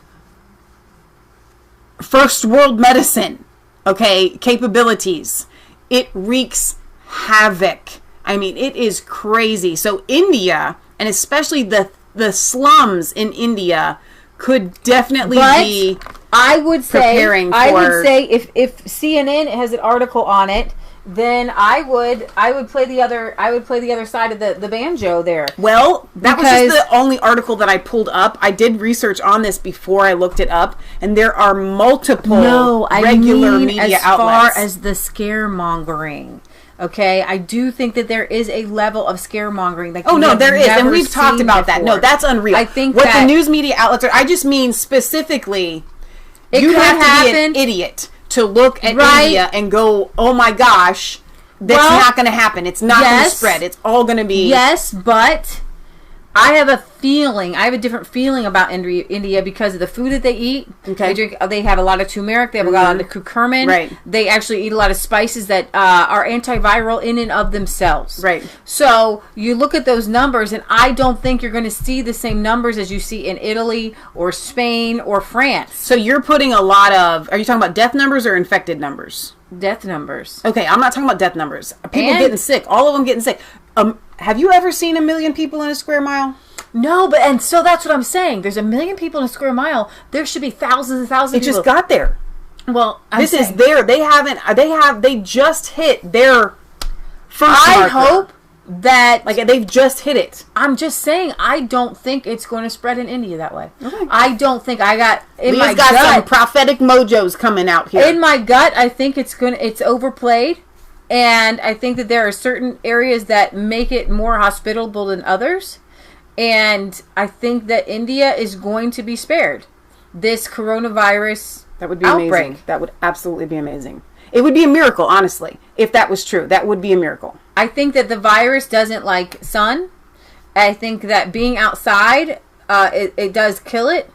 And I think that even though they're not in the countryside, they all do eat the spices. Mm-hmm. Okay, so here's the deal. Here's the deal. If you're right, though, then the whole world, if once they hit the day levels that Italy has hit, that we have hit, that the UK has hit, and their numbers are drastically lower in these slums than what we had, then the entire world and medical system needs to look at what they're doing in India. It's not so much what they're doing. No, what they're eating, the sun. It is that. But the biggest key is this. Why was Italy hit the hardest? Why is New York being hit the hardest? Because Wuhan Chinese people went there. Yeah. Okay. So, when you take a look at, here's some pictures of Rome as Leah's right about that. As a ghost the people town. that they say the first generation virus is far more deadly and infectious than the second generation. It loses genetic sequencing, right? So or whatever you want to call it. Coding. To give you an example of why Italy was hit the worst and why New York's being hit harder, but like we don't have an influx in Ohio of the first carriers. Right, exactly. Right? Mm-hmm. And so I do believe that the virus is actually at a lower lethality. Mm-hmm. Okay, but the reason the Italy was hit the hardest, they had had all those. They had 100,000 Wuhan people working there. So we think Italy may be, Mike Pence says, we think Italy may be the most comparable area to the United States, but the United States is 50 states. Mm-hmm. You can't say, that's like saying that the United States will be comparable to Italy because, wait a minute, but Italy is one country in a giant EU system that isn't even, I don't even think made up of 50 countries. Right. I don't know how many countries the EU is made up of off the top of my hat, but it's, population-wise, the numbers are the same, but just state-wise, it's not the same. So you can't say United States versus Italy. So why? But you could say New York versus Italy. That would make more sense. That's a pretty good comparison. Why did the virus that originated in Wuhan, China, strike Italy so hard? Why do our leaders think it may be like Italy? Globalism. While the coronavirus outbreak is impacting all of Italy, the disease remains heavily concentrated in Italy's northern regions, which have direct ties to China. What I'm saying is that I think that India will be spared the Wuhan, the Italy, the Spain, the France, because they don't have the direct ties. You don't see Wuhan Chinese people flying directly into India. Gosh, yeah. Right. Do you see what I'm saying? No, I know exactly what you're saying. And it is right that the first generation virus is far more deadly. I just still think, though... And the concentration of the Wuhanis. You had 100,000 living in Italy, and Italy next door to Spain and France is like... Kentucky, Indiana, Ohio. But I still feel like in India, with that kind of population, what is going to spread there is going to spread and hit everyone. It just may be a lesser form of the virus because it's just not as viral, it's not as deadly, and but here's the thing. On that projection, we're all just let it rip, let it go through everybody because there's no containing it. Okay? 1 million people in a square mile? I'm just talking about that kind of scenario. If you have 1 million people in a square mile and they all get it, then everybody's just going to die, and it's like over. But it's not deadly though. What if all those people? If 1 million people get it, it becomes deadly because of the more people that have it. It does, but the first generation of it is a stronger. But if 1 million people get it, then you're going to see the death rate of Italy and Spain. When I said everybody gets it, what I mean is it's going to. The more people you have, the faster it spreads. That's just a fact. Right. I think we have two different mindsets on it. In March 2019, Italy became the first G7 country to agree to join China's Belt and Road. And I think a lot of people, thankfully, are going to be questioning this Belt and Road thing. Oh, absolutely. A global investment project project known as the communist regime's New Silk Road, seeking to link China to Europe. I think that any area that is linked to China is going to be hit hard. I think that if you're not linked to China, you will not be hit hard. And I do think the virus is going to die out. I think it's going to lose its potency. And I do think that God is going to make a move. But we're going to see, if we just no more ties to China, then I think it will die out. No, that's the answer. The first reported cases of the virus in Italy were 2 Chinese tourists, a husband and wife who arrived in Milan from Wuhan and fell sick in Rome. The third case was an Italian citizen repatriated from Wuhan. These early cases were quickly isolated in Rome in January, but experts now believe that the virus was spreading for weeks throughout the Lombardy region. By the time the 38-year-old super spreader, identified as Italy's patient 1, contracted the disease in February. Early contact tracing suggests that this individual may have gotten the virus from another European who had recently been to China. It spread around Lombardy, the Italian region that has by far the most trade with China, and the home of Milan, the country's most culturally vibrant and business-centered city. The person they call patient 1 was probably patient 200. All right. Exactly. By the time Italy finally halted travel from China in February, the virus had already spread throughout the community. And so it takes a 30-day incubation period, right? Sometimes. So political observers now believe that Italy, along with Iran and South Korea, which also have investment ties in China, were among the first nations outside of China to suffer from the coronavirus. Delayed initial efforts to contain the virus due to a desire to protect economic ties with the communist regime. I didn't know that there were 100,000 Chinese living in northern Italy, and that many of them come from Wuhan. No one did. And that there was a flight between Milan and Wuhan, said Newt Gingrich when he's there in Italy. We think that's how the virus got to Italy early. Initially, the government didn't realize how dangerous it was going to be. It dealt with it initially as some sort of small, local, regional problem. Then it exploded because it had already been spreading. The coronavirus opens a disturbing scenario. It tells us that interdependence with China can be a problem, not only from an economic or industrial point of view, but also from a national security and health perspective. Another catalyst for Italy's coronavirus crisis is a slow-moving government, followed by the government's implementation of partial solutions, which added to the disease proliferation. How many people can't go to work now because of somebody said this, how many people can't go to work now because of an 80-year-old who died of the flu? But then more people dying, and then they had these red zones, and it was, this move backfired as it sparked a mass exodus among Italians to native to the south who were temporarily living up north. So while Italian Prime Minister Conte made his lockdown announcement, swarms, we saw the videos, remember we showed it on our show, of citizens bombarded the train stations. They got in their vehicles and they went to the newly quarantined areas to head home, and they brought the disease to their relatives, spreading it throughout Italy. Then on March 9th, the Italian government then applied the same lockdown to the entire country. But some might argue at that point it was too late. The damage had been done. The Italian government should have locked down the entire nation rather than initially implemented partial solutions. Your prime minister on February 3rd said publicly, "Don't worry, you don't have to foresee any pandemic because our system is ready to face any kind of emergency. You were the ones who told me that I was racist when I asked for checks on all citizens who came from China. I was mocked with insolent words. When Italians fled the quarantine zones in the north, many of them brought the virus to their relatives in the south. The threat of spread among this densely populated country was especially fatal because Italy has more multi-generational households. So they bring it, the young people bring it to the old people, and then they pass away, unfortunately. Then they have limited resources. While older patients are dying, the majority of coronavirus patients in Italian hospitals are younger, healthier people, and they're being prioritized by hospital staff who are forced to overlook the older, sicker patients in order to tend to those who are more likely to survive. Among those occupying ICU beds, 12% are between 19 and 50, 52% between 50 and 70, and the remainder are over 70. Therefore, roughly 64% are under the age of 70. The average age of coronavirus patients keeps dropping. As one Italian nurse noted, the average age has dropped to around 55 or 60. 30-year-old males come in on oxygen in a crisis.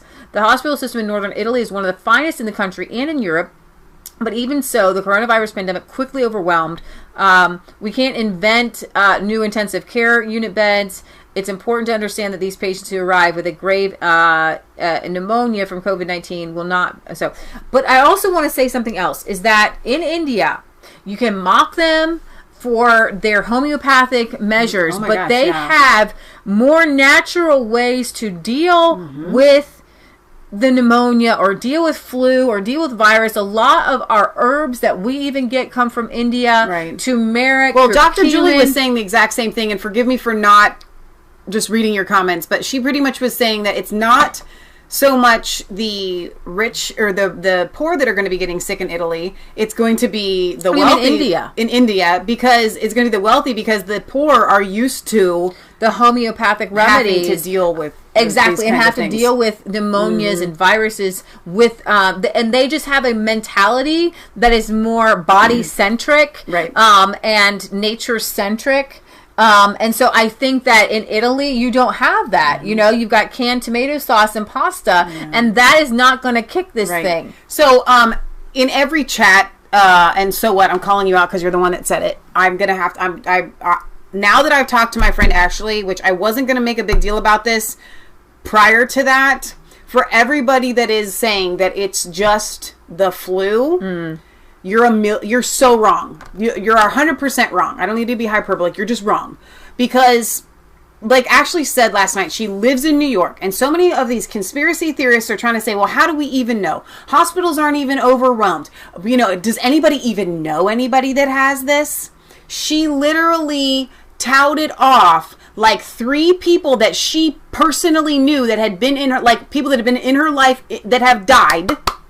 Okay, from this virus, who had been fighting it. They weren't asymptomatic and dropped and then tested for COVID later, right? And then she listed people that were in her intimate circle. She's getting these text messages. I know 5 people who died. My great in aunt my life. died. I know of 5 people. Like they are in my life. This one guy that she knows personally had 5 close friends of his that are in their 40s dying. She said that died. She said people are dropping around us. Everybody knows at least 1 or 2 people that have died from this. Right. Okay? And what she said was, she said that doesn't happen every year with the flu. Right. No one ever says, I had a friend that died from the flu. Right. You never hear those numbers. Okay? So no. At least in New York, it's not just the flu. At least in Italy, where the death rates are like 12%, it's not just the flu.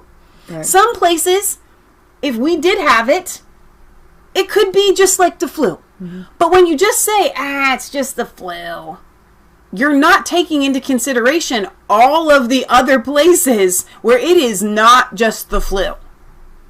Okay? This was a man-made, manufactured, biological weapon released on humankind, either by accident or on purpose, and then specifically allowed to spread on purpose to kill a maximum amount of people.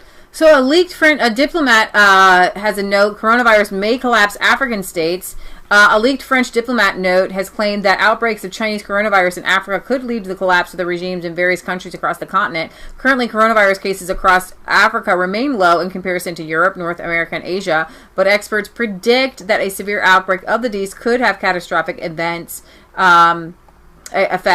The French Ministry of Foreign Affairs diplomatic note, which was obtained by the agency, a Coffin news agency, says that some African states have health systems that would be saturated automatically. The note goes on to state that elderly African leaders are at serious risk, and if they become infected, they could lead to severe political instability in countries ruled by political strongmen. What? So funny. Adeline, God bless your little heart. She goes, no, you are lying. Michelle, your friend is lying. This is a drill.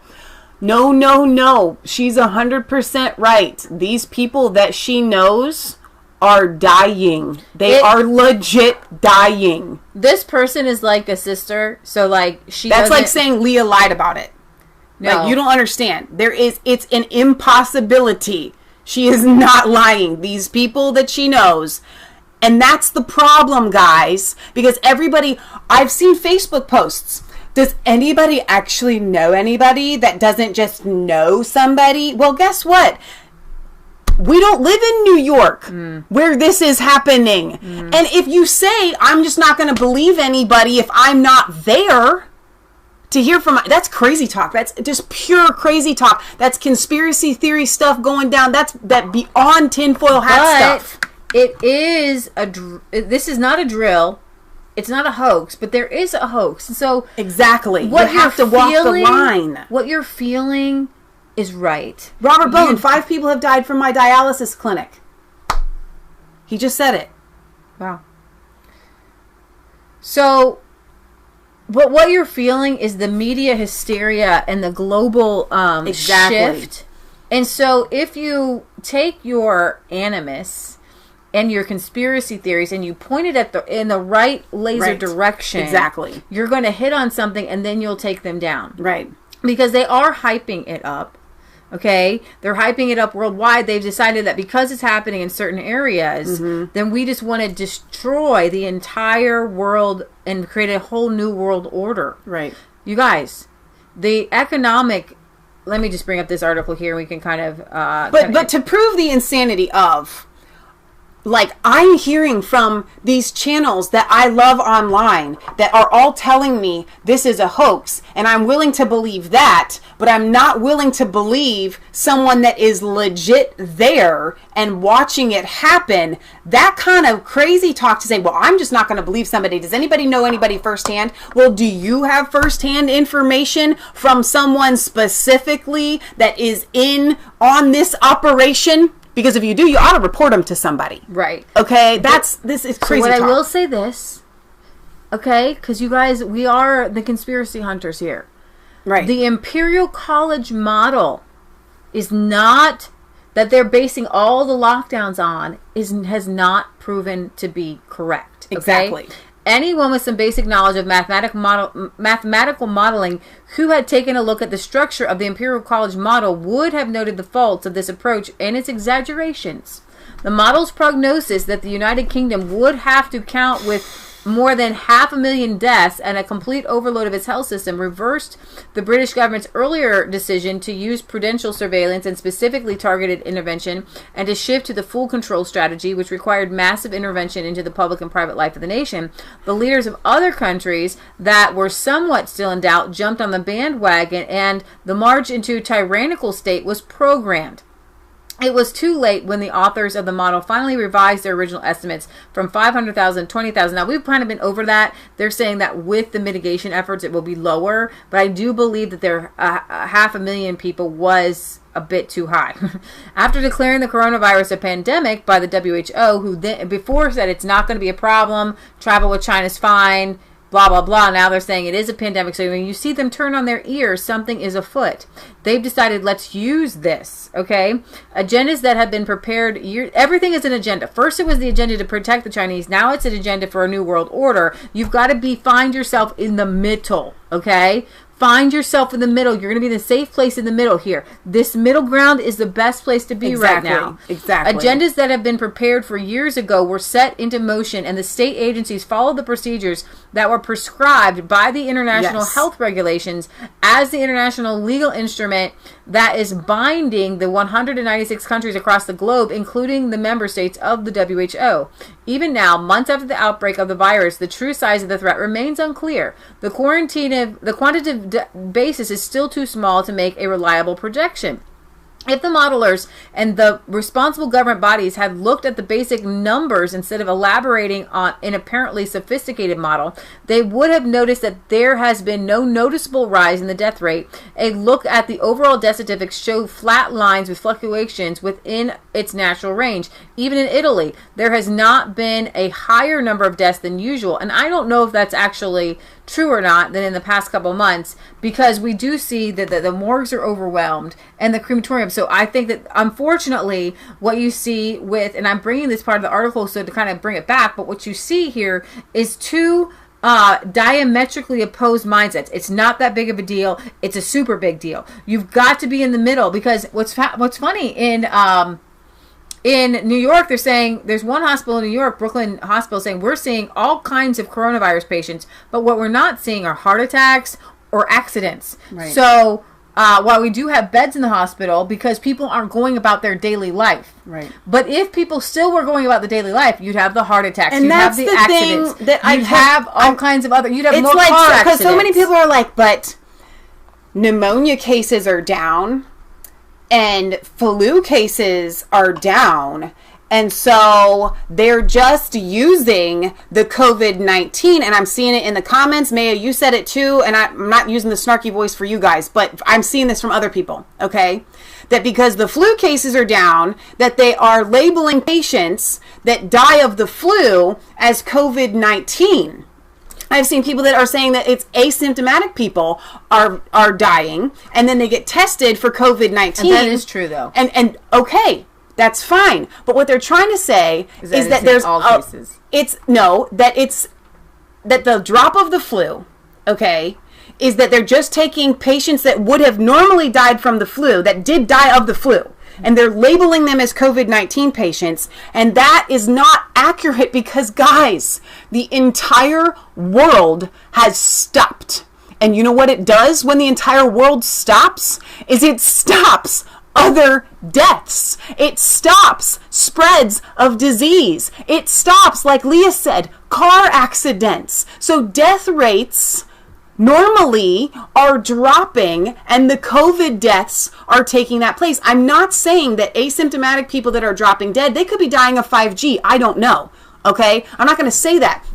But it was my eye opener, and I was on the fence until I talked to my friend Ashley, and I can't convince you because I talked to my best friend. Okay, you're going to have to find your own best friend in New York to get information from. But for me, because like I said, I was on the fence. But when she said that people are dropping and dying all around her, she has never called me and said, all of these people that I know have people that are dying. I'm hearing of people dying all of the time.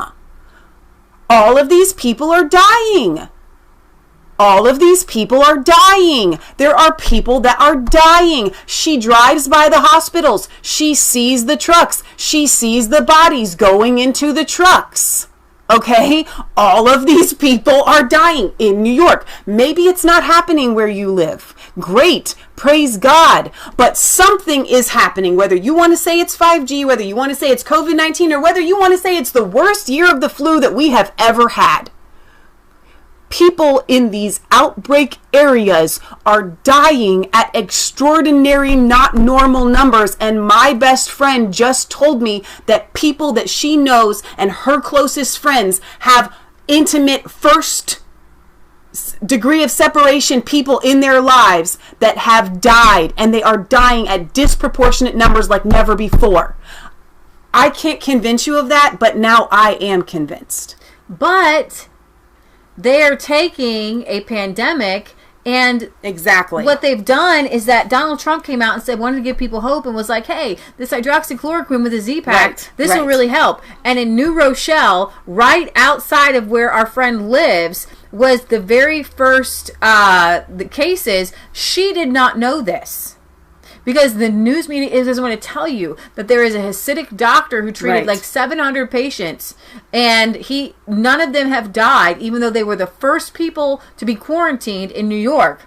He treated them with a hydroxychloroquine and the Z-Pack. Right. And when Donald Trump came out and said, hey, this hydroxychloroquine looks really, really promising, Fauci's come out against it, and the media really... You had the governor of Michigan saying, well, don't use it. Now the governor is seeing people drop like flies, and they're like, well, maybe we want to use it. Governor Cuomo came out and said, I don't want people using it. Now he's saying, well, you know what? Maybe we need people to use it.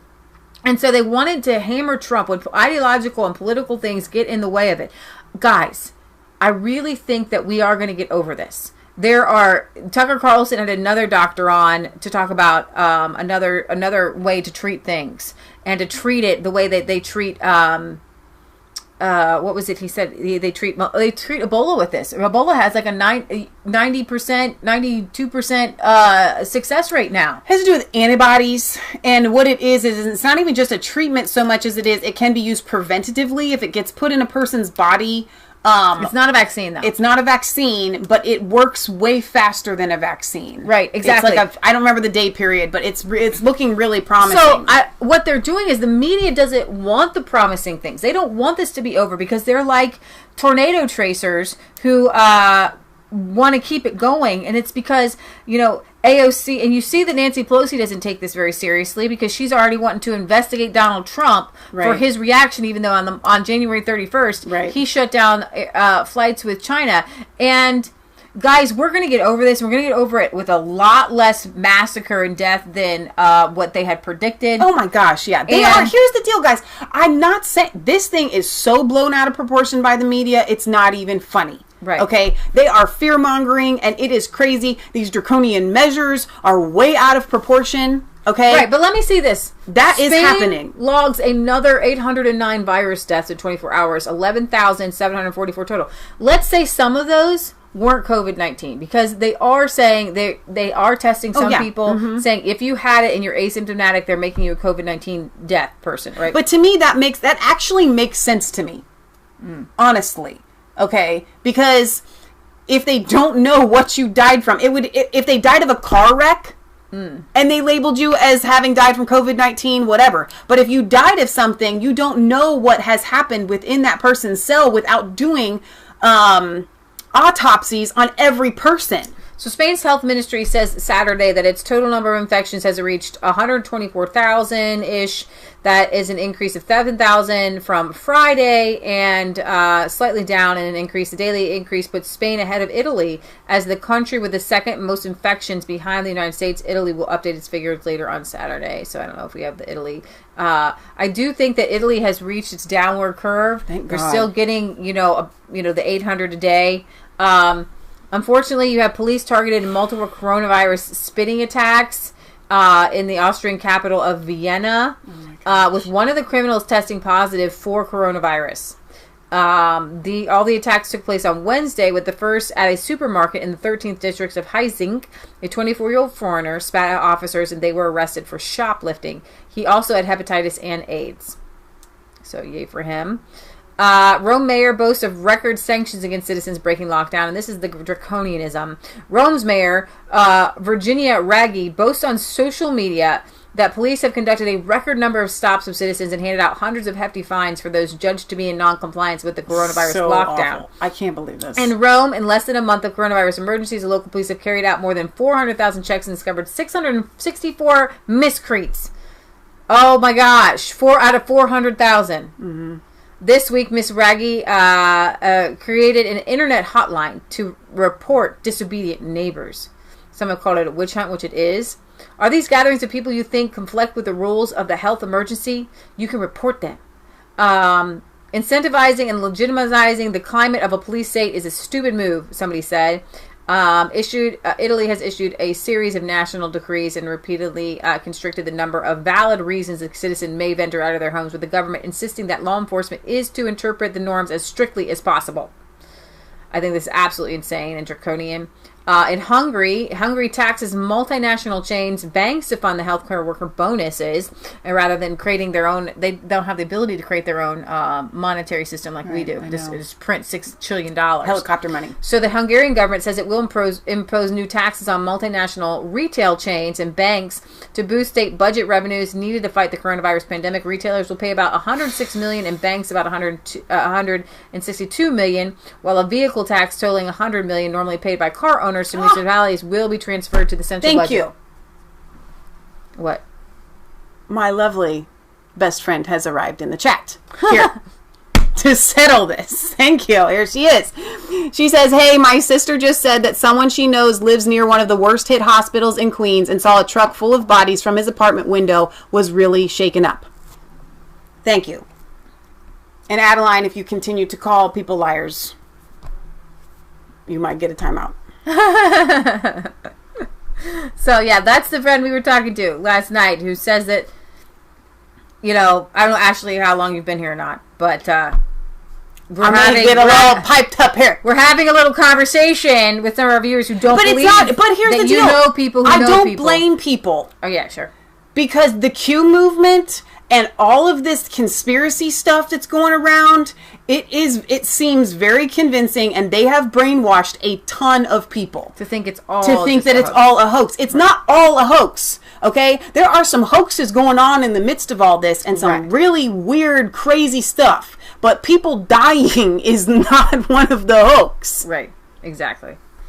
All right. So you've got Gergely Gulas, Prime Minister Viktor Orban's chief of staff, also says Saturday that political parties will lose 50% of their state funding, saving the budget about $3.5 million. You know, they're really working with some small numbers here compared to, you know, America. So, and healthcare. We had over 1,000 deaths last night in the U.S. The health sector employees will get a bonus of about $1,500 at the start of the summer. So, Hungary's doing a pretty good job holding down the line there, and I think... You know, Milos wants to know about the Project Veritas. You know, I watched James O'Keefe's video of him getting tested in New York. I didn't find anything out of the ordinary in that video. I didn't find anything breaking news or anything. He got an opinion from a guy who was in the National Guard, okay? And that was... And he got his little test... And it all seemed very upfront and normal to me. There was nothing that was breaking out of that specific video. Ashley says Elmhurst is one of the hardest hit hospitals. Everyone around here knows to avoid that area. All right, so let me just go over the Zero Hedge time ticker here. If you guys need a daily update, Zero Hedge has one every single day. I don't know how they stay on it, but they're the best. New York reports first drop in daily deaths since outbreak began. Hallelujah. FT shows how the U.S. becomes the COVID-19's epicenter. New York hospitalizations are dropping, praise God. Italy follows New York with another promising drop in deaths. India bans export of Trump's miracle coronavirus drug. They're hanging on to the hydroxychloroquine. Yeah. And they're going to treat people in their own country with that. Good for them. Good for India. Tokyo reports yet another jump in new COVID cases. Queen Elizabeth tonight, watch her little special. Only the fourth time she does this special address. Australia launches criminal probe into Carnival Cruises. Carnival Cruises has become a petri dish on the ocean. It's just, I will never go on a cruise after this, ever in my entire life. But you wouldn't have gone on a cruise to start with. Never, ever. And then COVID-19 deaths in Japan actually passed 100. You know, they thought Japan had it all under control. Another promising headline has just hit the tape. Italy just reported the lowest number of daily deaths in more than 2 weeks, 525. We're going down. Hallelujah. Along with a previous drop in cases. Italians are hoping this is the first sign that they are finally headed down. Please let it be. Hallelujah. Let's see. So there's another grim milestone of COVID-19's conquest. We are still allowed to use the war metaphors, I don't know, of the U.S. While the outbreaks in Mexico and Canada have only produced about 16,000 cases between them, the total number of cases confirmed in the U.S. is ballooned to 300,000 cases.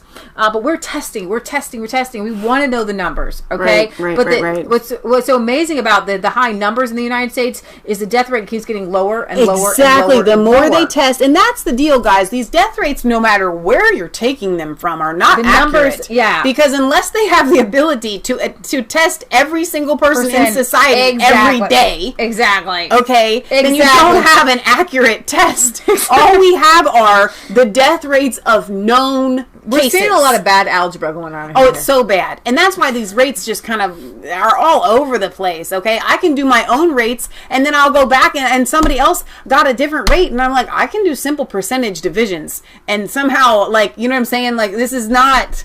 People aren't coming up with the same numbers. So, New York had a new 8,327 cases of coronavirus and 594 deaths on Sunday today, compared to 630 a day ago, marking the state's first drop in daily deaths since the outbreak began. In total, 122,000 cases have been confirmed in the state alone. 1/3 of all cases in the United States are in New York City. So when you talk about it's happening in New York, y'all, it's happening in New York. And interestingly enough, because I ran the numbers today, and again they change. The numbers in New York are higher than the rest of the United States. New York's rate, the way I ran the numbers today, is 3.14, and the rest of the United States is 2.7. So they've had 4,159 deaths. While we're certainly no epidemiologists, we suspect that others might point to this as a small but hopefully promising hint that the peak is maybe near. In New York, the governor kicked off its presser to thanking New York healthcare workers before adding the recent trends suggest that the state might have already arrived at its hoped-for plateau. You could argue that you are seeing a plateauing. Next week, they will tell you whether we are on a plateau or it's just a blip. He noted that deaths has leveled off for 3 days following the dramatic increases seen for most of last week, which saw the state reporting close to 1,000 deaths a day for a few days there. New hospitalizations dropped to 574 on Sunday from 1,000. So like halved, adding that 74% of those hospitalized have been discharged. Yeah. 74% of people who have gone to the hospital in New York for this are clean and clear. Well, not clean. They were just discharged, though. Well, I mean, you don't. They're well enough. They lived. They're well enough to go home. They lived. Yeah. Being a pandemic with almost no precedent in modern times, other than the Spanish flu, traditions of culture and governance are being disrupted, and we talked about the Queen coming on tonight. So elsewhere in Tokyo reported yet another jump in daily cases, 140 new coronavirus infections around Sunday. So some of these numbers, I'm not sure, at this point, we started with 1 or 2 was a big deal. Then 3 was a big deal. And now you see 100, you're like, eh. So here's the valid question that is fine to ask. Right. And Tucker's asking it on his show. Are these measures and what is happening to society warranted for the outbreak and the sickness and the amount of people that are dying? Okay, right. Ask that question all day long. And can we do it forever? We can't do it forever. Dr. Birx, and now we're going to go back to the United States for just a second, because this is highly disturbing to me. And my mouse battery went out, so I have a new touchscreen. Just last night, she was using the laptop, or was last night or the night before, and Kansas was like, Leah was trying to show something, she accidentally touched the screen. This is the new laptop we got for Patriot Gallery for her birthday. She still hasn't used it. And Matt goes, is that a touch screen? And I was like, no, it's not. And then Leah was like, watch me push so we have a I have another screen I have to wash. So the Surgeon General is saying next week will be our Pearl Harbor or 9/11. I don't trust these numbers. No. I don't trust this, because they keep saying it's going to be up, and then I just don't see it. I just don't see it. I understand the flatten the curve, but Dr. Birx says don't go to the grocery store and don't go to the pharmacy in the next couple weeks. I'm like, I think that they have, honestly, I think that they need to get out for a second of their bubble, out of the bubble, because I think that they're living in super fear, and that is not helpful. And so funny, I'm telling my friend Ashley last night, I was like, nobody should be in super fear unless you're in New York. And I'm just like, well, I guess you should, but I don't want her to be in super fear. But she is the most optimistic, peppy, happy person. So and that's the thing, you're wondering if you can believe my dear best friend here. She's the opposite of a fearmongerer. The way you should have heard her, the way she was describing it, it wasn't, oh my gosh, everybody's dying and all this stuff is happening. And I'll be honest, she's like, I got my friends, they're doing funny things. I watch their videos, they make me laugh. Right? Yeah, Instagram videos. It's definitely 100% not fear mongering. Right, Besides the fact that, like I said earlier, what she was focusing on, what we're focusing on, is what God is doing in all of this. I wish for 1 second everyone could just chuck the conspiracy theories and focus on the facts of what God is doing. There are more things more disturbing than coronavirus. This in Canada, and I don't want to end on this. We'll end on something I've got one happier. more thing. No hope. Canada's nursing homes. Now, this is what happens when you have a socialist healthcare system. Yeah. Nursing homes prepare for mass death. Nursing homes in Canada have been instructed by health officials to keep seniors comfortable if they contract the COVID-19 and not to take them to the hospital due to their high mortality rate. Wow. They're treating it like a hospice, like there's no hope. They're not going to give them the hydroxychloroquine, not the Z-Pack, not anything. Hello? Like they have stage 4 brain cancer, and they just have to keep them comfortable because there's nothing they can do. Says Tanya Bartley, whose grandmother died last month at Pinecrest Nursing Home in Ontario, where 22 residents have died and a third of the staff are in isolation due to the coronavirus. They don't play God. Everybody is the same. I don't care if it's a 2-year-old or 10-year-old, 20-year-old, middle-aged or elderly. I don't care. And this is what happens. Oh, don't worry. We'll be there for you. No, you won't be there for me. You want the elderly off the rolls. You're hoping people are going to die. One dementia-stricken patient, Edna Bowers, was one such coronavirus victim who was treated at home and not transferred to the hospital. On In a March 23rd letter seen by the Global News, Dr. Alan Bell, a medical director and chief of emergency medicine at Quinte Health Care in Belleville, Ontario, outlines suggestions on how long-term care administrators should prepare for potential COVID-19 outbreaks. Having this conversation preemptively is very important. It gives families time to digest the information when they are not in a crisis situations and should an outbreak happen. It is difficult to manage all of the conversations at once, reads the letter in part, while also recommending against hospital visits, citing a shortage of medical options for frail patients. Our critical care colleagues are of the strong opinion that ventilator treatment will not make a survival difference to patients who are frail, and the ventilator support is very unlikely to be offered. For those residents who go on to develop respiratory failure, care needs to focus on the provision of comfort. When reached by the Global News for comment, Ontario's Health Minister Christine Elliott said she was unaware of the guidelines, adding that nobody would be denied care in the ER. If people are ill enough that they have to go to the hospital, of course, they will be transmitted to the hospital. If they're showing symptoms of COVID-19 and they've been diagnosed with it, but they can be maintained in self-isolation within the home, we'll do that too, but no one else is going to be denied care if they need it. Elliott said no patient has been blocked from hospitals. If they need to be taken there, they will be taken there. It's unclear where the directive came from. We do know that a lot of people have eugenics on their mind. They put old people in the nursing homes just to die, and it's a pretty sad situation. And they feel like they're attacks on the system. Exactly. Monetarily in the medical system, and they're... so here's the deal. Wait, let me finish with this thought. Okay. Because if we didn't have the nursing homes, and elderly people were cared for in your home, they're acting like elderly people are more susceptible to spreading it. But they're actually just more susceptible to getting it. Okay? They're not more susceptible to spreading it. So if you have an elderly person in your home and you do measures to keep it out of your home, they're acting like somehow an old person's just going to get it. No, it's the healthy people or asymptomatic or even coughing people are bringing it in. And what happens in a nursing home is not because it's old people are spreading it. It's because you're sharing laundry facilities. You're sharing food facilities. You're sharing even sometimes some bathroom facilities. You're touching the same things from room to room to room to room. And what you see is the outbreak is the older people are getting it. Yeah. Because somebody's come in from the outside to give it to all of them.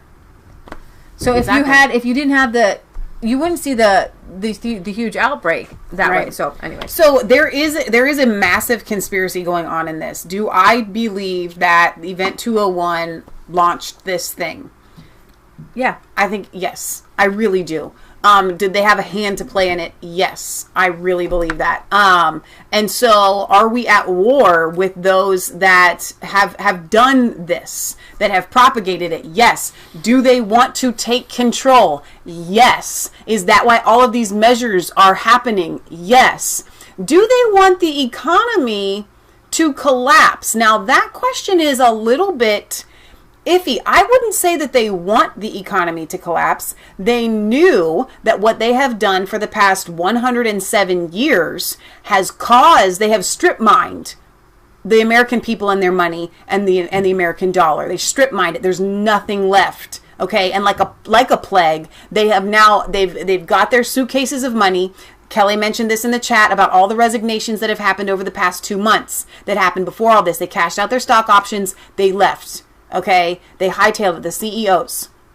They knew this was coming, and they have decided to heighten this as a cover-up for what they've done for the past 107 years, leeching off of not just the American people, but the world is often based on the petrodollar as well. Okay, so it's a giant cover-up for something that was already going to happen. And whether they plan to coincide it together or they just saw a perfect opportunity to go, now is the time, hit the switch, crash the economy, we can blame it on the virus and no one will look at us and we have a getaway car. COVID-19 is the getaway car for the robbery that they already committed. Okay? And so that conspiracy is happening right before our eyes. And it's okay to talk about those sorts of things.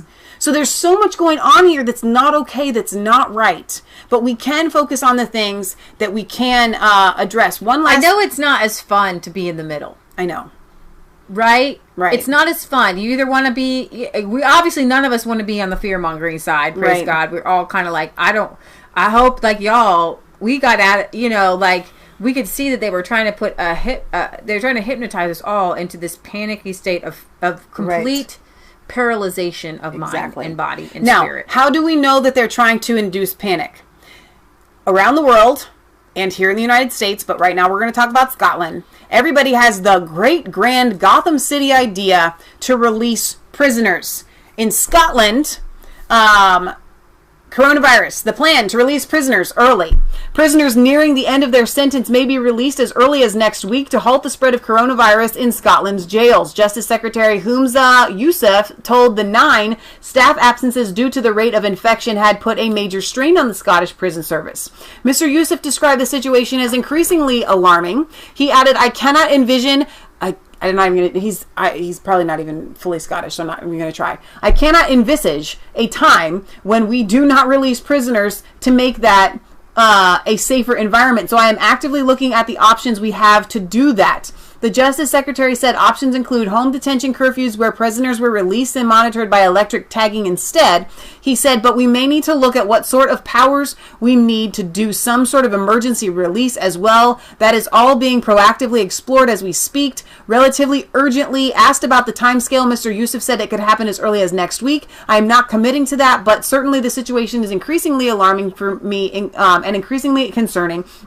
I would be surprised if in one way, shape, or form we did not look to release prisoners and do that relatively urgently. He stressed the authorities would adopt a measured approach. He said to ensure the public this would be done with the appropriate risk assessments in place. We are talking about people who would potentially be toward the end of their sentence anyway. I think that this is all a bad mamma jamma. I think it's a bad idea. It's turning into Gotham City. Just release all of the prisoners. So yes, are they trying to cause mass chaos? Yes. Are they trying to cause mass panic? Yes. That is why they are releasing prisoners. You don't release prisoners in these sorts of cases. Okay, what was it on Friday? We covered a rapist, child molester. Oh, there's all kinds in California. Yeah, lots of murderers are being let go in California. I mean, this is just insane. It's absolute He's zero Scottish, says Mikey B. Yes, you're right about that. Boss Torres says, but if you get caught outside or with no mask, you go to jail. So they're letting the rapists, they're letting the prisoners go free, but like Nigel said at the start of our show, you're going to get a fine or something if you take longer than your 30-minute walk. They are arresting people. They arrested a guy on a paddleboard and put him in jail in Florida. But they're releasing child molesters and murderers. Like, what is up with that? Oh my god. So it's all a new world agenda. So I do want you guys to keep your eyes open. Drop your conspiracies in there. We'll look them through. We'll pick them like a fine-tooth comb. None of us have all the answers here. Right. Keep your conspiracy theories alive and well. I don't care if you I don't care if you think this is a hoax. I don't care. I'll tell you what I believe because I don't know for sure any of this stuff. I'm just going to come and bring you the facts as I know them and as I can see them and with the heart that God showed me. I will tell you what I know for a fact. Right. Jesus died and he rose again, and today we're celebrating that. And this week we're celebrating it. And something amazing is going to happen this week. I don't need to prophesy it. It's in the Word of God. Every time we come around and we remember Jesus dying and rising again, something big happens. Yeah. This will go down in history. March 2020 is going to go down in history. This Easter, this Palm Sunday, this Passover will go down in history books. I believe Jesus is making a move. The day of vengeance of our God, I do believe, is upon us because, hey, Leah, why are you saying that? You just told me the end times is past. No. God continues to do things. He continues to move. As I love Dr. Steve Turley, there's many comings of Jesus. He comes. It's like you call upon him.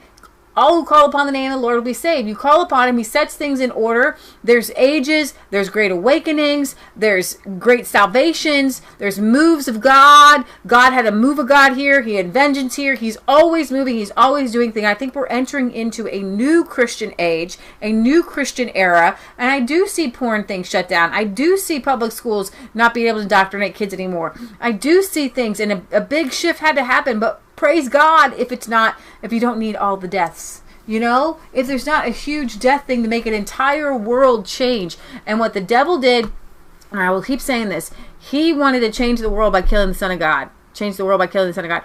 Guess what? He miscalculated. because he did change the world. All the power that Satan thought he had, he didn't have it anymore. It was given to you and me. Now, what does he do? He goes around and tries to convince us that we don't have the power. And that's what he's been doing for the past 2,000 years, okay? And the devil is cast out of heaven. Jesus said, I saw Satan be cast out of heaven like a lightning bolt. So, the devil tries to use you and me as a ladder. And he stands on our shoulders if we let him. He doesn't have the power, but we can give it to him. Okay? So, we have to, in the name and the power of God, say no to the globalists. No to the EU. Peace be still to China. And to whoever the Bill Gateses of this world, we have to, in the power of God, not sit on our hands and say, oh well.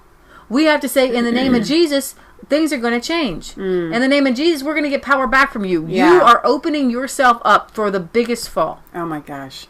The pit that the devil has dug for humankind right now with this. Yeah. He and all of his peons and people that he has been using, they're all falling into it. Actually, I read the prophecy because she just said the third great awakening with an exclamation point. And I truly, truly believe with everything in me, that is what we are witnessing currently. For sure. Okay? It's an awakening.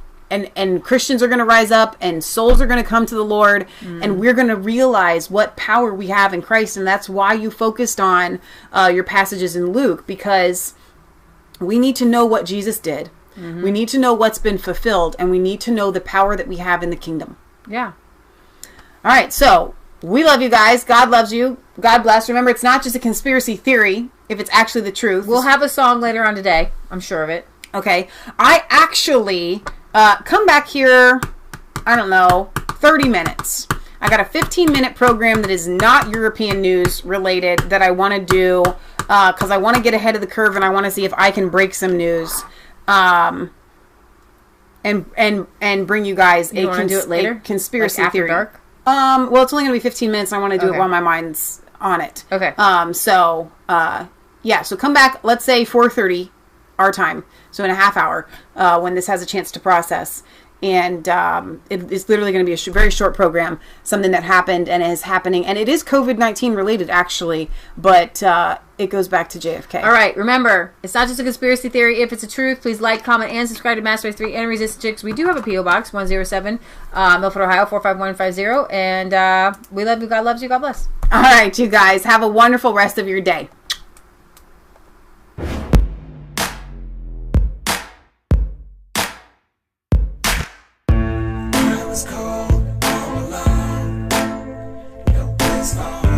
Every day, so afraid, but you call my name.